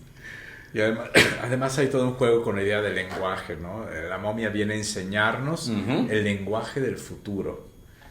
Fíjate que luego en Sumatra hay unas tradiciones dancísticas en donde los movimientos se articulan como abecedario. Yo eso no lo sabía, Ok. pero eso lo jugué en Teatro de Momias. Órale. La escena de Arturo justamente al final era un abecedario. Entonces la letra A era un movimiento, la letra B era otro movimiento, la letra C era otro movimiento. Oye, y tú, yo como espectador veo que tus obras son atemporales, ¿no? O sea, porque hay una combinación en todo, en la plástica, que los vestuarios a veces parecen de hace 150 años, pero las situaciones y las formas en las que se relacionan son de ahorita, pero pues no juegan celulares, no juegan nada. ¿Tú te planteas un tiempo para tus obras? O sea, un tiempo en el que se están representando. No, definitivamente no. Más bien el juego es con qué te conecta eso, ¿no? Esto te puede conectar con muñecas viejas. Ajá. Esto te puede conectar con el siglo XVIII. Esto te puede conectar con no sé qué. Y es a propósito el jugar con todas las temporalidades, revolverlas y meterlas. Pues no es un mundo que tenga que ver con la realidad más epidérmica. Ok. Es un mundo que tiene que ver con una realidad emocional mucho más profunda, arquetípica. Ok. Entonces estoy tratando como de... No de ir directamente hacia un arquetipo, pero sí de encontrar conexiones en el espectador con otras cosas que no sean exactamente lo epidérmico. Claro. Con memorias de su infancia. Creo que la infancia es muy importante. Es como si todos nos volviéramos niños en el teatro. Sí. Y eso me parece importante. Todas las cosas con las que jugaste de niño las vuelves a encontrar en el teatro. Hasta la Barbie que no te compraron la encuentras ahí. Porque eres hombrecito. Es un peligro. Porque algunas Barbies son muy perversas. Otra, todas, güey. Ya sus figuras. Y algunos Ken son muy diabólicos. Oye, a la cartera. Perfecto. Oye, Luis, ¿cuándo tienes funciones de qué, dónde, qué onda? Pues ya con la pandemia no sé. Sí, ya no se sabe, porque ahorita ya entramos otra vez en quién sabe qué semáforo, o vamos a amarillo, entrar. no sé qué. Así es. Pues yo estoy rehaciendo algo que hicimos el año pasado, pero lo recorté, lo rehice y no sé si se va a estrenar. Yo espero que sí. Ok. Se llama Coming Attractions. Ajá. Esa cosa que no es una obra terminada. Ajá, pues es un coming Es attraction. Es un work in progress. Ok. En realidad es una obra sobre el cine. Ajá. La de los dos personajes. Digamos, toda la obra es sobre el cine. Ok. Lo acoté finalmente. Todo vamos sobre el cine. Ah, qué chingo. Todo queda sobre el cine. Ok. Y eso es lo próximo a estrenarse si es que la pandemia nos lo permite. Sí, en este festival Dramaturgias Ambulantes, en el Ujú. Foro La Gruta. Se supone que vamos a estar el 28 de marzo y el 4 de abril, solo 2 fechas. Ok. No es grave ni triste porque es un work in progress. Claro. Entonces la idea es que en los años venideros yo voy a seguir trabajando eso y crecerlo a donde debe ser. Donde debe ser es una especie de renacimiento. Órale. ¿En qué sentido? Eso todavía no está. Pero Ok. en este momento no lo puedo articular por Ok. la pandemia, por X y Y, y no tengo tampoco el dinero para hacerlo. Pero es una obra donde yo estoy en escena, yo... bueno, sí estoy en escena, pero yo tendría que morirme en esa obra para poder renacer de otra manera. Ese es como el juego Ok. al que me gustaría llegar. En esta versión todavía no puedo llegar ahí no tengo las circunstancias del mundo y ambientales y ecológicas y sanitarias no me permiten llegar hasta ahí esta vez, pero digamos que estoy emprendiendo el camino para mi muerte y mi posterior resurrección, el día de mi cumpleaños en 2055, me parece. Ok. Y sigue la misma estructura el juego de mamá. Digo, de Coming Attractions. No, fíjate, volé muchas cosas porque tú y yo estábamos haciendo una escena, pero era tan buena esa escena que yo creo que eso tiene que permanecer como inédito. Ok. Yo tengo que terminar esa obra Puta, como es una que obra independiente. El tema es buenísimo. Una obra independiente que no tiene nada que ver esa Con obra no Coming tiene nada que ver Attractions. con ese mundo. Ok. Entonces No. decidí recortar. Quiero acabar esa obra y entonces la tenemos que hacer. No, pues sí. Completa. No, yo estaba Porque aquello era prendidazo. una escena, Pero qué buena escena. pero hay que ir. Realmente vale la pena desarrollarlo como algo autónomo. Hacemos laboratorio, padre. No debe ser parte de Coming Attractions, mejor. Órale. Y entonces se queda lo de las proyecciones, los hombres con las máscaras. Sí, y hay una escena nueva donde yo estoy ahí y me confronto con unas moscas y una de las moscas es Goethe y tengo una discusión ahí con Goethe. Ah, muy sí. buena. Sí, no, sí, me acuerdo. Sí, se va a quedar en eso. Quiero perfilarlo más hacia un proyecto que tiene que ver con el cine. Wow. Con el cine, mi muerte y resurrección. Y luego lo que estábamos haciendo tú y yo, eso tiene que ver con la historia de la humanidad. Así es, sí. Y Dios. Creo que eso es aparte. Eso, a mí la verdad me gustaría terminar esa obra y meterla en un concurso Puta. de dramaturgia. Ah, bueno. Por eso no la quiero... Así es, Por eso quemar ahorita. no quiero que esté Sí, ahí. sí. Cuando lo gane. Vemos. Entonces ya Con ese vemos. dinero.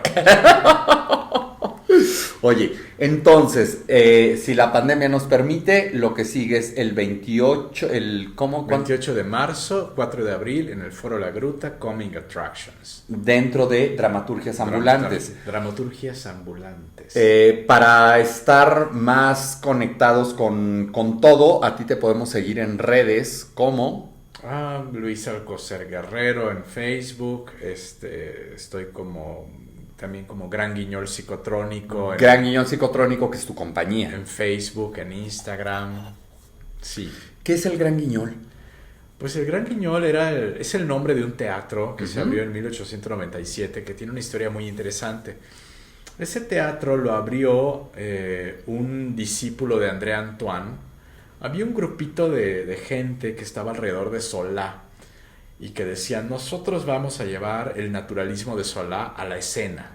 Y entonces se ponían a escribir cosas. Y había uno que también trabajaba en la policía. Y entonces estaba al tanto de cada cosa que ocurría, de cada crimen, robos, asesinatos. Entonces hacía sus obras sobre eso. Hay una obra muy buena de él que se llama Él. Okay. Y es una obra que tiene lugar en un burdel. O sea, pensamos que estamos en el siglo XIX, o finales. Ajá. Digamos que llevar un burdel de muy baja estofa al escenario es algo como un poco chocante. Ajá. Y la obra trata de una prostituta que recibe a un tipo en su habitación que resulta que es un asesino serial. Bueno, no existe el término asesino serial, sí, todavía no. pero es un tipo Claro. que ya se cargó un montón de prostitutas. ¡Sas, cabrón! Ya hubo Jack Destripador Ajá, por ahí. sí. Entonces este hombre ya mató un montón de prostitutas y poco a poco durante la escena vamos descubriendo que él es el tipo que ha estado matando a todas esas mujeres y ella también lo descubre, pero tiene que fingir ante él que ella no sabe nada y que no se ha dado cuenta. Ella sabe, pero ella tiene que fingir que no sabe. Sí, para ahí hay salvar una su vida. cosa dramática que es muy buena y muy Es suspenso. muy factible de desarrollar en un nivel escénico. Claro. O sea, yo sé, pero voy a hacerle cuenta que no sé. Eso es el suspenso, ¿no? Entonces ella tiene que guiar a este hombre a una situación en la que pueda ser atrapado por la policía, ella salvar su vida, salvar la vida de otras personas y de eso va la obra, ¿no? Todo el tiempo es, va a conseguir esta mujer, Oh, no. entregarlo o la van a matar también. ¿Cómo se llama el autor? Ay, el autor. Se me va a Okay, venir sí, el nombre bueno, en sí, algún sí, momento. No importa. Pero él es el fundador de ese teatro. Y esa obra la habrá hecho como en 1887. Ok. Pero pues eran temas muy Escabrosos. fuertes para la sociedad parisina, muy fifí de la época. Uh-huh.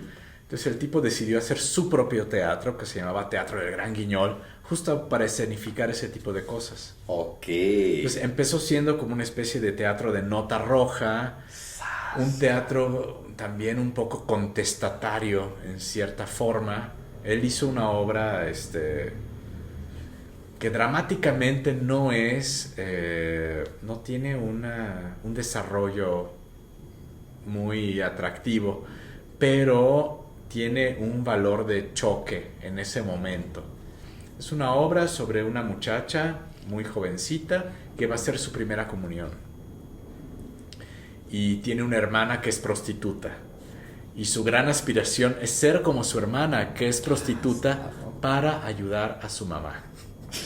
Que es un propósito muy cristiano. Pues claro, es completamente cristiano, pero se va al antivalor. Y entonces la obra va y dice, parece que yo quiero ser prostituta como mi hermana para ayudar a mi mamá y que todos estemos muy bien.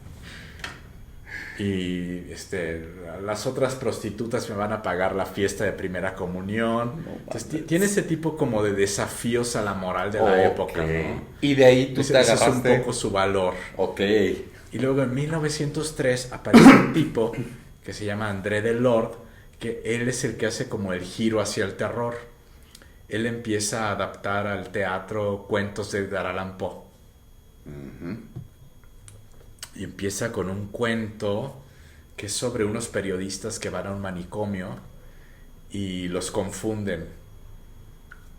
Pero los confunden al principio, pero en algún momento terminan por descubrir ellos mismos que son los internos están ocupando el puesto de los directivos y los directivos están encerrados en las celdas de castigo. Órale. El cuento de Poe es muy divertido, es muy terrible, No lo he leído. es muy fíjate. sarcástico. Órale. Se llama El sistema del profesor Brea y el doctor Pluma. Vergas. Ok. Y la obra de teatro no es tan sarcástica, no es tan divertida, pero tiene este juego de lo peligroso que puede ser el contacto con la locura, lo delgado que son los límites entre la cordura y la locura. Claro. Los dos periodistas entrevistan a un montón de gente que está loca, que son los que están ocupando la dirección del psiquiátrico, y dicen, ay, esta señora está rara, pero es que es un poco excéntrica. Está cantando ópera con un sombrero así, no sé qué, sobre el escrito. La gente es un poco excéntrica.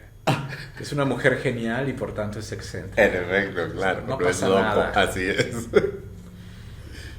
Y cada vez se van adentrando más en estas cosas que tienen que ver giran más hacia lo fantástico, lo terrorífico. Y de ahí, por eso tú agarraste el Gran Guiñol y le pusiste el psicotrónico. Sí, mira, cuando yo empecé a estudiar teatro, yo decía, ¿por qué no existe un teatro que haga lo que el cine de terror hace con nosotros? Claro.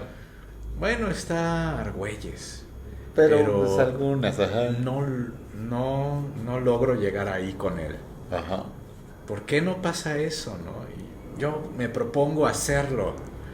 Y un día en la biblioteca descubrí que eso ya se había hecho. Que era el Gran Guiñol. Y dije, yo quiero saber cómo es eso, quién lo hizo, cómo se hizo, cuánto duró, todo eso. Entonces hice mi tesis sobre eso. Ok. ¿Y el psicotrónico? Y lo psicotrónico se refiere a todas estas películas serie B. Ajá. Había un tipo en el 83 que hizo una guía del cine psicotrónico, que se refería a todas esas películas que pasan a las 3 de la mañana. ¿Cómo definir el cine psicotrónico? Siempre fue mi gran tema cuando estuve en la maestría, cuando estuve en la licenciatura. Yo decía, ¿qué es psicotrónico y qué no lo es? Que no lo es. Es muy difícil, porque este tipo nunca se dio a la tarea de analizar nada. Simplemente decía, esto es raro, esto para mi punto de vista norteamericano, nutrido por el cine clásico, por Casablanca, por los grandes directores del cine clásico, esto es muy raro, esto escapa a la norma. Claro. Entonces yo terminé tratando de establecer una definición operacional, manejando la idea de que el cine psicotrónico era un tipo de cine que contradice las tradiciones del cine clásico norteamericano y a la vez las adopta. Okay. Las adopta y las desgarra al mismo tiempo. Les da la vuelta. Sí, hay un cineasta que ese sí no sé si lo consideran psicotrónico o no. George Kuchar tenía un hermano gemelo, otro Kuchar, no me acuerdo ahorita el nombre del hermano gemelo. Él podría ser el gran exponente. ¿Cómo qué películas? El gran exponente de ese cine. Es cine independiente, realizado casi todo en San Francisco o Nueva York. Ok. ¿Algún título? Él hizo el guión de una cosa... creo que tú la viste conmigo. Thundercrack. Thundercrack. Sí recuerdo el nombre, cabrón. Thundercrack es una película de 1975. Ajá. En blanco y negro, que recupera, digamos, como el argumento de las películas de misterio de los años 20. Todas estas cosas como la gran casona solitaria, ¿no?, en medio del bosque. Un poco ese tipo de cosas. ¿De ¿no? qué va? Porque me suena mucho el nombre. Es muy simple, es ese tipo de argumentos. Hay una tormenta y un grupo de personajes se refugia en esta casa llena de misterios, habitada por una mujer extraña. Ajá. Que podría ser el argumento de cualquier De película norteamericana de los años 20. Claro. Y hasta ahorita, hasta ahorita sigue habiendo películas Algo nuevas así como con ese mismo El gato y el argumento. canario, Así ese es. tipo de cine.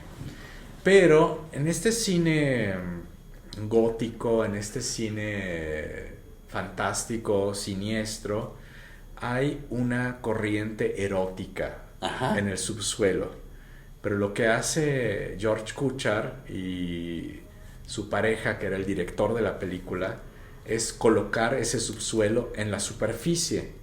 Entonces toda la película es una película pornográfica. Entonces, sí, la vemos. Entre Claro. comillas. Sí, Entre sí, comillas. Sí, ya. O sea, hay diálogos donde la muchacha está haciendo una felación y hablando al mismo tiempo. Y no hay dobles de cuerpo, son las actrices, son los actores. Y van. Es sexo de hombres con hombres, mujeres con mujeres, hombres con mujeres, incluso hombres con gorilas. Al final de la película, a eso iba, la hay un escena con el matrimonio. gorila, Simón. Hay un matrimonio entre uno de los personajes No y me una acordaba gorila. de Thundercrack. Una gorila obsesionada con No, él. sí, Yo la creo vimos que en tu casa, güey. Kuchar en esa película sobre todo es el gran exponente del cine psicotrónico, ¿no? Tienes ahí la tradición de Hollywood. Claro. El lenguaje clásico del cine norteamericano que está seguido a pie juntillas y al mismo tiempo desgarrado. Sí. A mí eso me parece una tensión muy, muy fértil. No, ¿cómo no? Digamos que eso es como algo que a mí me gustaría hacer en el teatro, ¿no? Pues, ¿qué haces? En el teatro, de hecho. Y es como lo que hago, ¿no? O sea, el juego de mamá es completamente psicotrónica. Esto es teatro Así y me es. pego a todo lo que se puede Ajá, hacer. y en así un es el teatro. Así y al mismo es. tiempo estoy rompiendo A la chingada. todo. Así es. Ya. Ok. Pero no güey. es como un darle la espalda a las cosas. No, es darle la vuelta. Es como una relación Sí. un poco brutal. Pervertida. Pues yo creo que es una buena palabra. No, es pues una buena es que palabra para describirlo. si nos vamos a la raíz de perversión es darle un uso a algo Sí. que no es el propio. Algo que se vierte Así en es, otro lugar. en otra cosa. Entonces, así, en lo más claro es pervertir el teatro, ¿no? La perversión teatral. Hacer arte es una perversión, Pues ¿no? claro, porque ya estamos jugando a otra cosa que es la realidad. Tú tienes que emplear toda tu habilidad, tu conocimiento en la producción de bienes. Así es. No tendrías por qué estarlo empleando en la producción de unas cosas así es. inmateriales. En tu muy casa no raras. tienes mesa, pero estás haciendo una escenografía, cabrón. O sea, tú tendrías que estar trabajando para tener una mesa de lujo, de Así mármol de es. Carrara. Para tu esposa y tus hijos. 8 para ser más 8. exactos. Y estás pensando en 12 cabrones que ni conoces, bola de No alcohólicos tienes ni drogadictos. esposa, ni que- hijos, ni te interesa. Ni las interesa. Oye, la perversión, en efecto. Es decir, ahí está, ya me queda mucho más claro a partir de las raíces donde viene el gran guiñol psicotrónico. Claro, sí, es que todo tu teatro es eso, es una perversión no en un sentido moralista, sino en un sentido de que le das la vuelta a todo, lo llevas hacia otro lugar. Pues yo siempre pienso mucho en el joven Frankenstein. Tiene bueno. eso, ¿no? Sí. O sea, hay un gran amor por Frankenstein, por las películas de James Whale, Así por es, las güey. películas de la Hammer. Y sin embargo hay un juego humorístico con eso.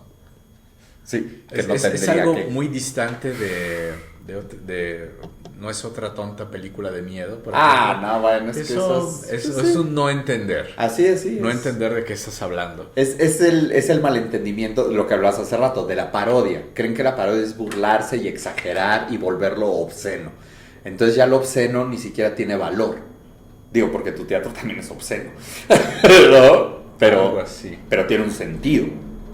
Pero la obscenidad hollywoodense de ese tipo de películas, de ay, vamos a poner las chichis y vamos a poner a los vatos mamados y creo que dices, ¿y a dónde me lleva? No es como John Waters, que pues también es obsceno, pero tiene un sentido clarísimo de darte un par de cachetadas con Por su ejemplo, obscenidad. ese es muy psicotrónico, por ejemplo. Ajá, ¿no? ajá, ahorita volvemos es a ver. el teatro, el cine clásico de Hollywood. Puta, hecho con mierda. todas sus reglas, desgarrado. Ha hecho mierda, así John Waters se caga en todo. O sea, es comprarte un vestido de Chanel y pegarle Hello Kitty o algo así. Unos parches de Motorhead.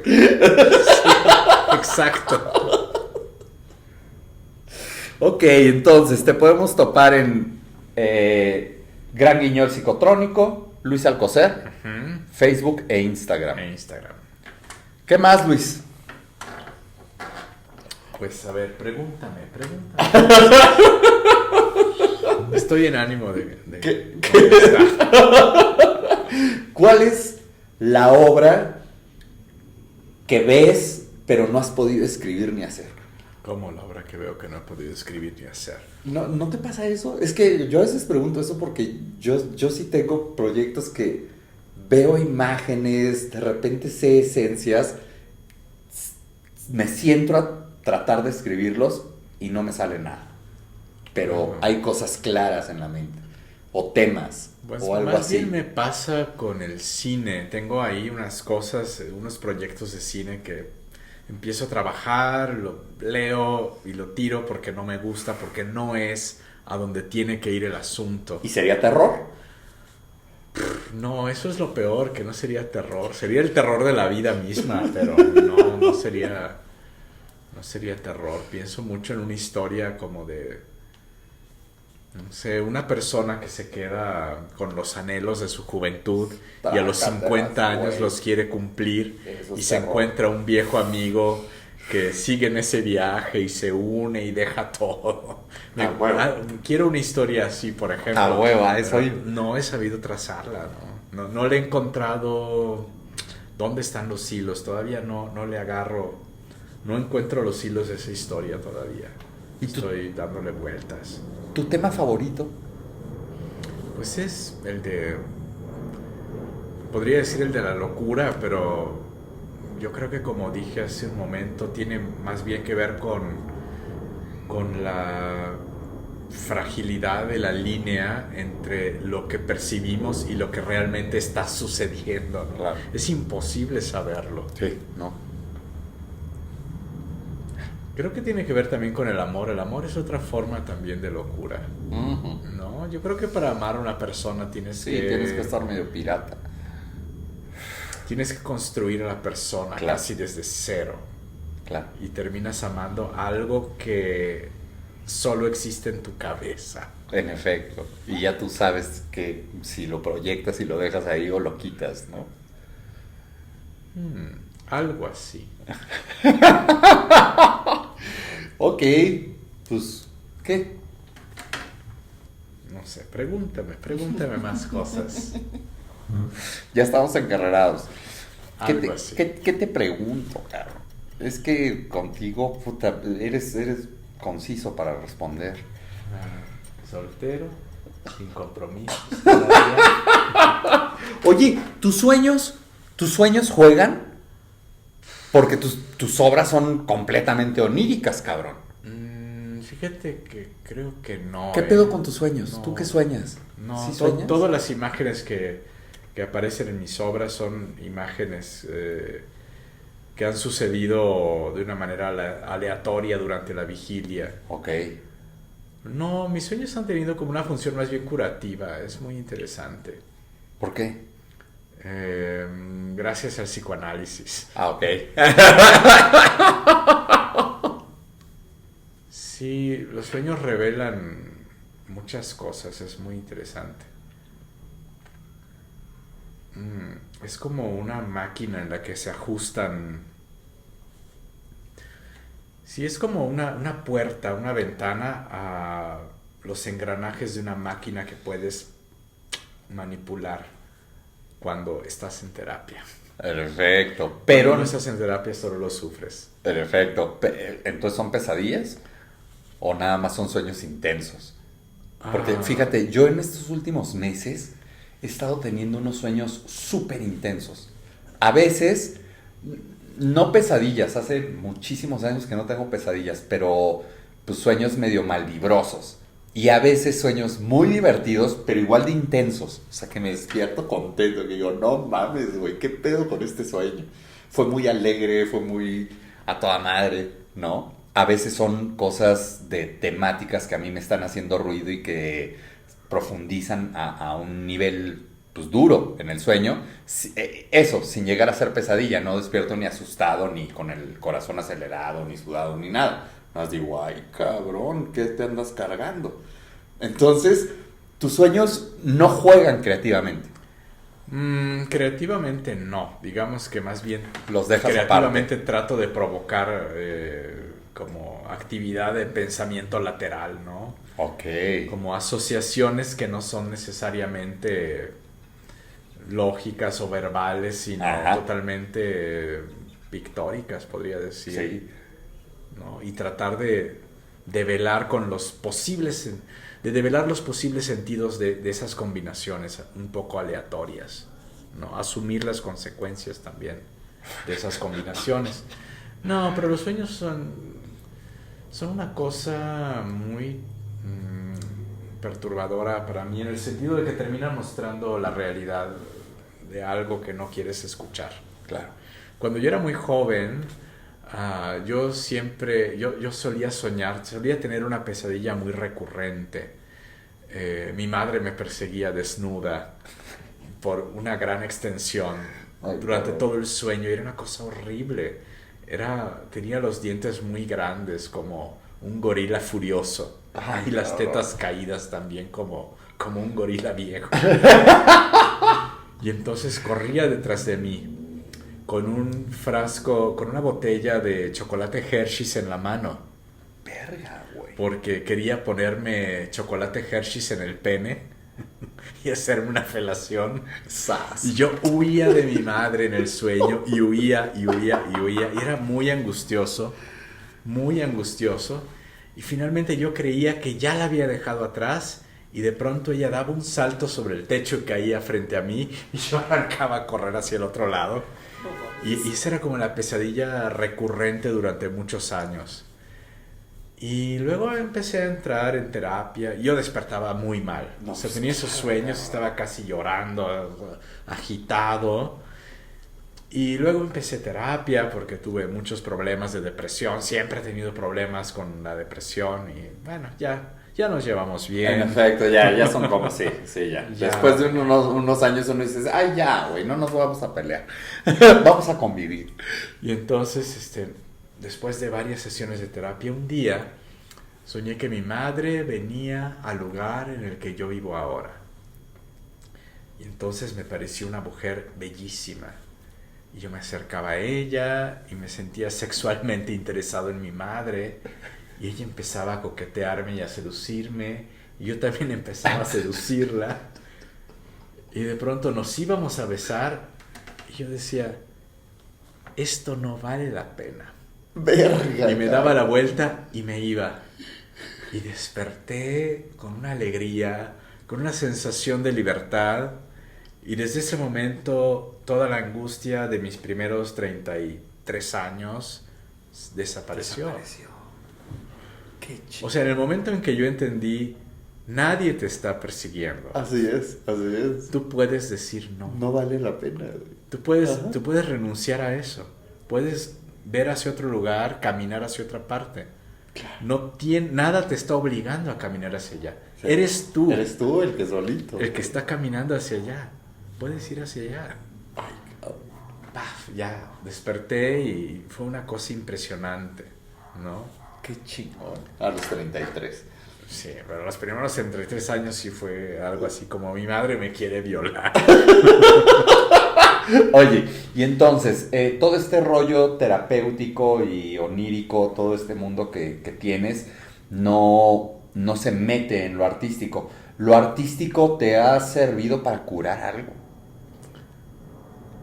Un poco sí, pero luego también es una trampa. Uh-huh. La escena es una trampa muy peligrosa, porque tiene que ver también con la percepción. Se generan una red de percepciones muy complejas y en algún momento es muy difícil saber realmente qué está pasando. Claro, sí, bueno. ¿Lo está actuando? ¿O es verdad?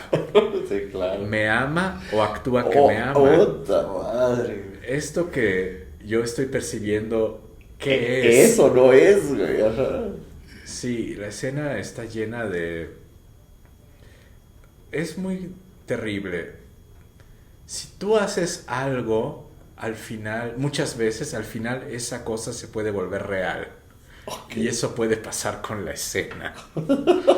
Si tú le dices a alguien que estás enamorado en escena, muchas veces podrías terminar pensando que de verdad está pasando. Que la amas, claro, sí.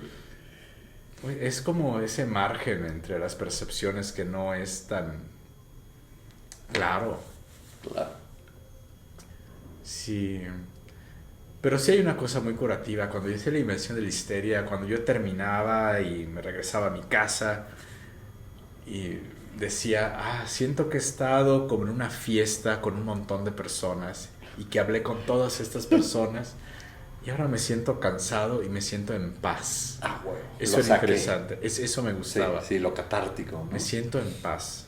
Ya terminó la obra y hay algo en mí que también se cerró y como que se sanó. Y no era como el propósito de hacerlo, pero es algo que pasa también, ¿no? Claro.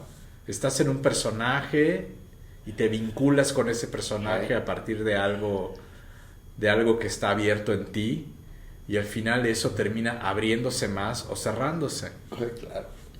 Entonces yo espero que no se abra. Hay directores que son muy perversos. Sí. Que juegan con eso. Y la de la gente peor termina manera. en el manicomio. Así es, güey. O diciendo no vuelvo a actuar. Sí, no, pero yo creo que si haces eso deberías cuidar que fuera algo curativo. Uh-huh. Aunque la verdad es que tampoco tendría interés, ¿no? Que miren cómo me cubro a mí mismo. No, pinche psicodrama, pues lo haces con tu terapeuta si le gusta el psicodrama. Ese es el problema que yo tengo de pronto con la creación colectiva. Uh-huh.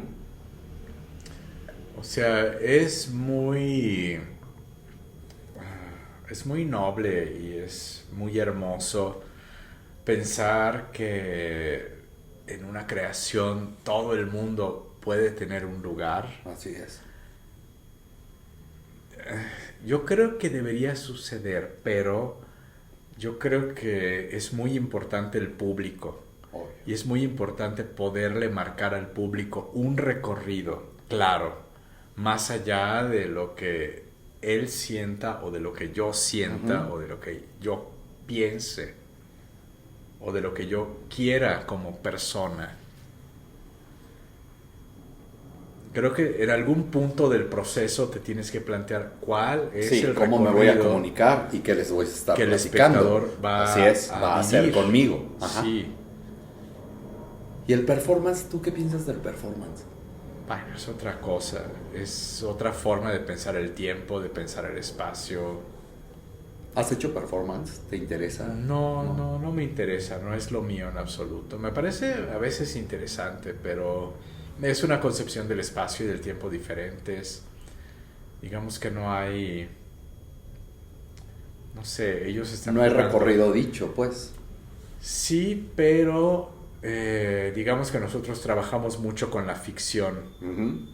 Y ellos suelen trabajar mucho con lo directo y lo real. Mi tiempo real es tu tiempo real. Claro. Mi espacio real es mi espacio real. El postdrama bebe mucho de eso, sí, ¿no? De repente. Sí. Yo bebo un poco de ahí, pero me estoy burlando un poco todo el tiempo. O sea, el hecho de que presentes una obra en la que vas a ver actores que hacen personajes en un espacio escénico y que van y vienen, entran y salen, lo rompen y lo tiran y luego lo levantan y lo vuelven a tirar y lo vuelven a levantar, pues es estar jugando un poco también a la ficción y a la vez a lo real, ¿no? A huevo. No estoy diciendo que esto es Dinamarca. No. Estoy diciendo, vamos a jugar. Ajá. ¿A qué pasaría si esto fuera? Si esta madre fuera Dinamarca. Y a la mitad lo interrumpo y digo, bueno, ya no vamos a jugar a eso. Bueno, sí, vamos, siempre sí. Bueno, siempre no. ¿Te gusta el desconcierto? A mí me parece una estrategia muy eficaz para mantener despierta la mente del espectador. Yo creo que, bueno, a mí como espectador me gusta que jueguen conmigo y que me sorprendan, ¿no? Sí. Que me hagas ver algo que no se me hubiera ocurrido en otro lugar. Okay. Algo que no hubiera pensado de otra manera. Claro. Eso también me parece importante y es algo que el teatro no está jugando tanto. Uh-huh. De pronto vamos al teatro y queremos que nos digan las cosas con las que estamos de acuerdo. Así es. Y ¿Qué es el cosas teatro que más son de moda, buenas, no? Ajá. sí, ¿Qué es el cosas teatro que más de son moda? buenas. Así es. Vamos a hablar de las etnias y de la gente desposeída y de la Así gente es. que no tiene privilegios Así es. y del no sé qué. O el famoso biodrama, ¿no? Pero fíjate, es que Te voy a hablar de mis depende- penas. Puta, pues, Depende ¿para qué? desde dónde lo hagas y cómo Claro, lo hagas. si Hay cosas llega a brillantes. rozar lo universal, pues qué padre. Pero si no, tu historia, ¿por qué la voy a venir a ver? Si logras transformarlo en algo más apasionante que una misa, Así es. está muy bien. Me refiero a una misa contemporánea, Sí, no sí, una sí. misa de la Edad Media que podría ser una locura. Oh, te imaginas. Podría ser incluso un carnaval. Pues claro. Ok. Fíjate que a mí del biodrama me parece muy interesante y muy valioso un aspecto que yo también tomo mucho. No lo pienso como algo biodramático, pero lo tomo mucho. Cuando tú te paras en un escenario, ¿desde dónde le estás hablando a la gente, no? ¿Cuál es el lugar desde el cual tú le hablas a los demás? Claro.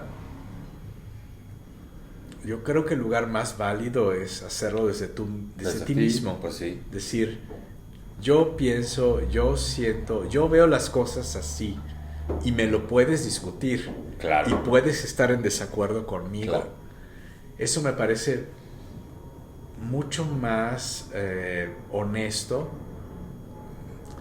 No quiero decir que los que hayan hecho otras cosas sean deshonestos, pero a mí me atrae mucho esta situación, ¿no?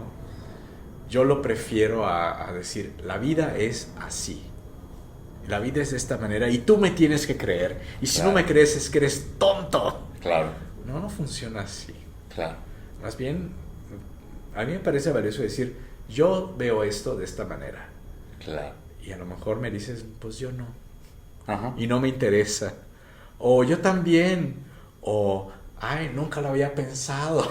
Ajá. Ay, no, me incomodas mucho. Pero eso, ¿no crees que es un acuerdo tácito que existe hasta en el teatro de cuarta pared con escenografía y ficción, donde pues, todos damos por hecho de que, bueno, esto es lo que el director cree, el dramaturgo cree y los actores creemos?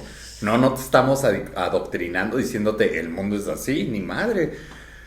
Pero en cambio yo eso a veces lo veo en el biodrama, en donde tratan de terminar con una moraleja, ¿no? Pero es que ahí más bien es una Que situación. dices, pues en sí me donde- estás hablando desde tú y todo, pero al final me estás queriendo dar una lección de vida.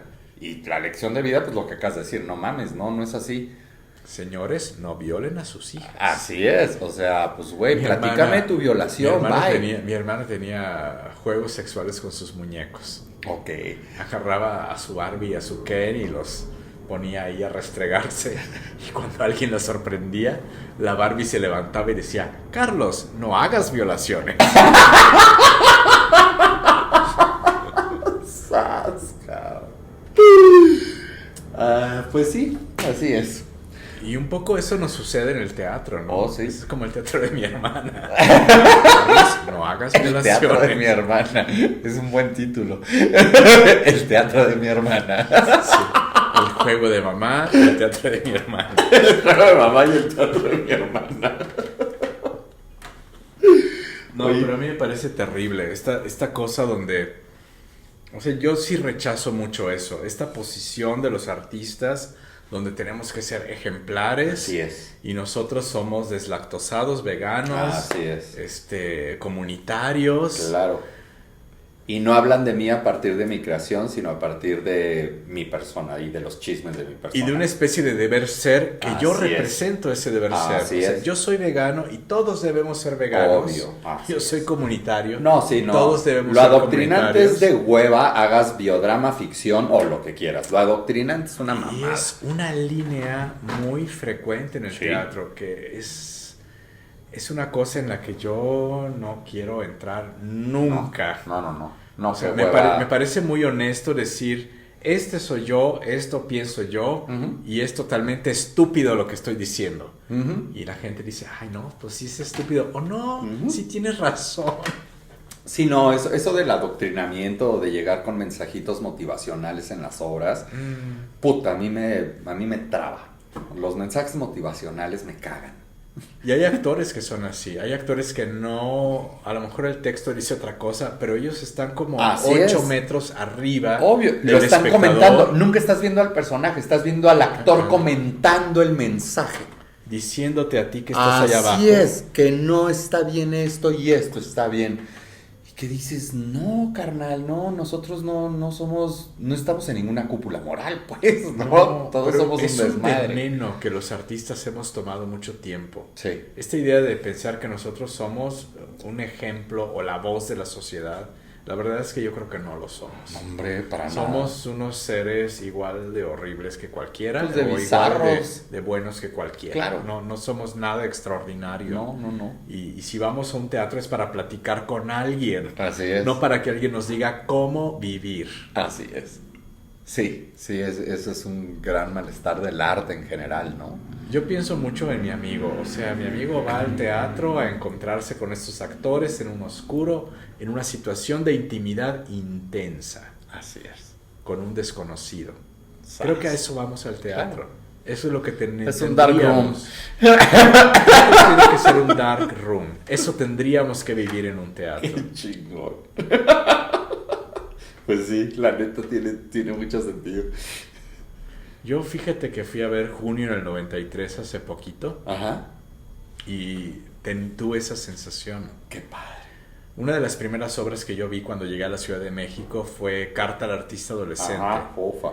Yo vivía en una casa de estudiantes y un día llegó mi compañero de cuarto y me dijo, acabo de ir al teatro y vi una cosa que no te la puedo describir, no sé qué es, nunca en mi vida había visto algo como esto. Tenemos que ir la semana que viene, ya compré los boletos, vamos. Y fuimos, era Carta al Artista Adolescente. Yo salí así deslumbrado, yo dije, nunca me había imaginado que en el teatro podías vivir algo así. Y cuando vi Junio en el 93, digamos que reviví mucho de eso. Claro. Y salí con la sensación de que yo conocía a ese actor que había escrito la novela. Que yo había pasado tiempo con ese actor con el que nunca me crucé. Bueno, cuando viste Carta del Artista Adolescente, ahí sí. estaba. Ajá. Pero nunca me tomé un café con él, No. nunca platiqué con él, nada. Y sin embargo, salí con esta sensación de que había pasado la tarde con él y de que lo había entendido por fin. Y había entendido un aspecto más de aquella obra que vi hace más de 25 años. Eso me pareció un acontecimiento de teatro genuino, ¿no? Es como el acontecimiento paradigmático, ¿no? Es lo que debería uno vivir. Bueno, está difícil que uno lo viva. Pues sí, pero pues parece un lechinga. Pues, no sé, es muy complicado. Luego ay, no, luego se pregunta uno, ¿por qué está lo que está en carteleras? Bueno, me alegro por todos los que se divierten. Pues claro, y porque hay gente que dice, sí, a huevo, esto es lo que quiero ver. Hay gente que dice, sí quiero que me adoctrinen, sí Hay quiero que gente me que den se un lenguaje conmueve. motivacional. Hay gente que se conmueve con eso. Y está muy de moda esa palabrita, ¿no? De conmover. El teatro es para conmover. Hay que conmover. Y dices, verga, güey, el pedo es que le están dando el significado más pedestre y acuñado por Televisa a la palabra conmover. Sí, conmover, la palabra bueno, el concepto conmover no es el problema, sino Así es. como Sino a dónde lo su está llevando. degradación. Así es. Y entonces conmover pensamos que es llorar con la señora que sufre y todo. Y dices, no, pues es que conmover son un chingo de cosas, ¿no? Y ahorita, pues tal vez por una cultura televisiva desde los 80s, 70s, nos dijeron, no, conmover es esto. Conmovido es que estoy a punto de llorar. ¿no? Y no es por empatía, es por puta lástima que le tienes porque eres un clasista, racista de mierda. Pero piensas que eso es estar conmovido. Yo creo que conmover es cuando llegas a tu casa y dices eso. Siento que estuve en una gran fiesta con un montón de gente y platiqué con todos ellos. Así es. Y los conocí. Y entendí algo. A huevo, y me siento feliz. No sé qué fue. O eufórico o algo. Alguien me tocó así y yo toqué a alguien. Así es. Y no necesariamente estoy a punto de las lágrimas y la chingada. No. Puedo estar eufórico. Hubo intimidad. Pero ahorita este concepto de conmover, la obra más conmovedora. ¿Cuántas veces puedes tener intimidad en el sexo? Puta. El sexo es algo muy degradado ahora. Pues claro. ¿No? Que el teatro al menos sea el lugar donde lo puedes vivir. Donde lo puedes vivir, güey. Donde puedes vivir esa intimidad. Luis, pues muchísimas gracias. Pues muchas gracias Salud. a ti. Pues salud de nuevo. Ay, está buenísimo y ya nos bebimos como la mitad. No, pero es medio litro. Apenas llevas 3 caballitos. No pasa nada. Enough is enough. Luis, muchísimas gracias por venir. Pues ya saben en dónde buscarlo. Gran Guiñol Psicotrónico, Luis Alcocer Guerrero, Instagram, Facebook. 28 de marzo, 4 de abril va a estar Coming Attractions en en Dramaturgias Ambulantes, que va a ser en el Lénico. En el foro La Gruta. En la Gruta. Entonces, raza, pónganse vergas. Búsquenlo. Creo que vale mucho la pena. Ya escucharon al personajazo. Entonces, creo que vale mucho la pena ver su teatro. En lo personal, sí es una de las propuestas más interesantes que veo ahorita aquí en México. Creo que sí vale la pena si les gusta acercarse a otro tipo de teatro que tampoco los va a dejar así de qué chingados vi. Luis Alcocer es una muy buena opción de entre puta madre, ¿qué es esto? Pero entendí todo. Y pues nada, otra vez muchas gracias, Luis. Ay, gracias a ti. Y pues gracias a todos por vernos. Chéquenlo, suscríbanse al fucking canal. Tenemos bien poquitos seguidores, no chinguen, hagan palo. Y pues nos vemos pronto, cerramos con broche de oro esta tercera temporada. Y pues eso es todo, raza. Cuídense. Chao.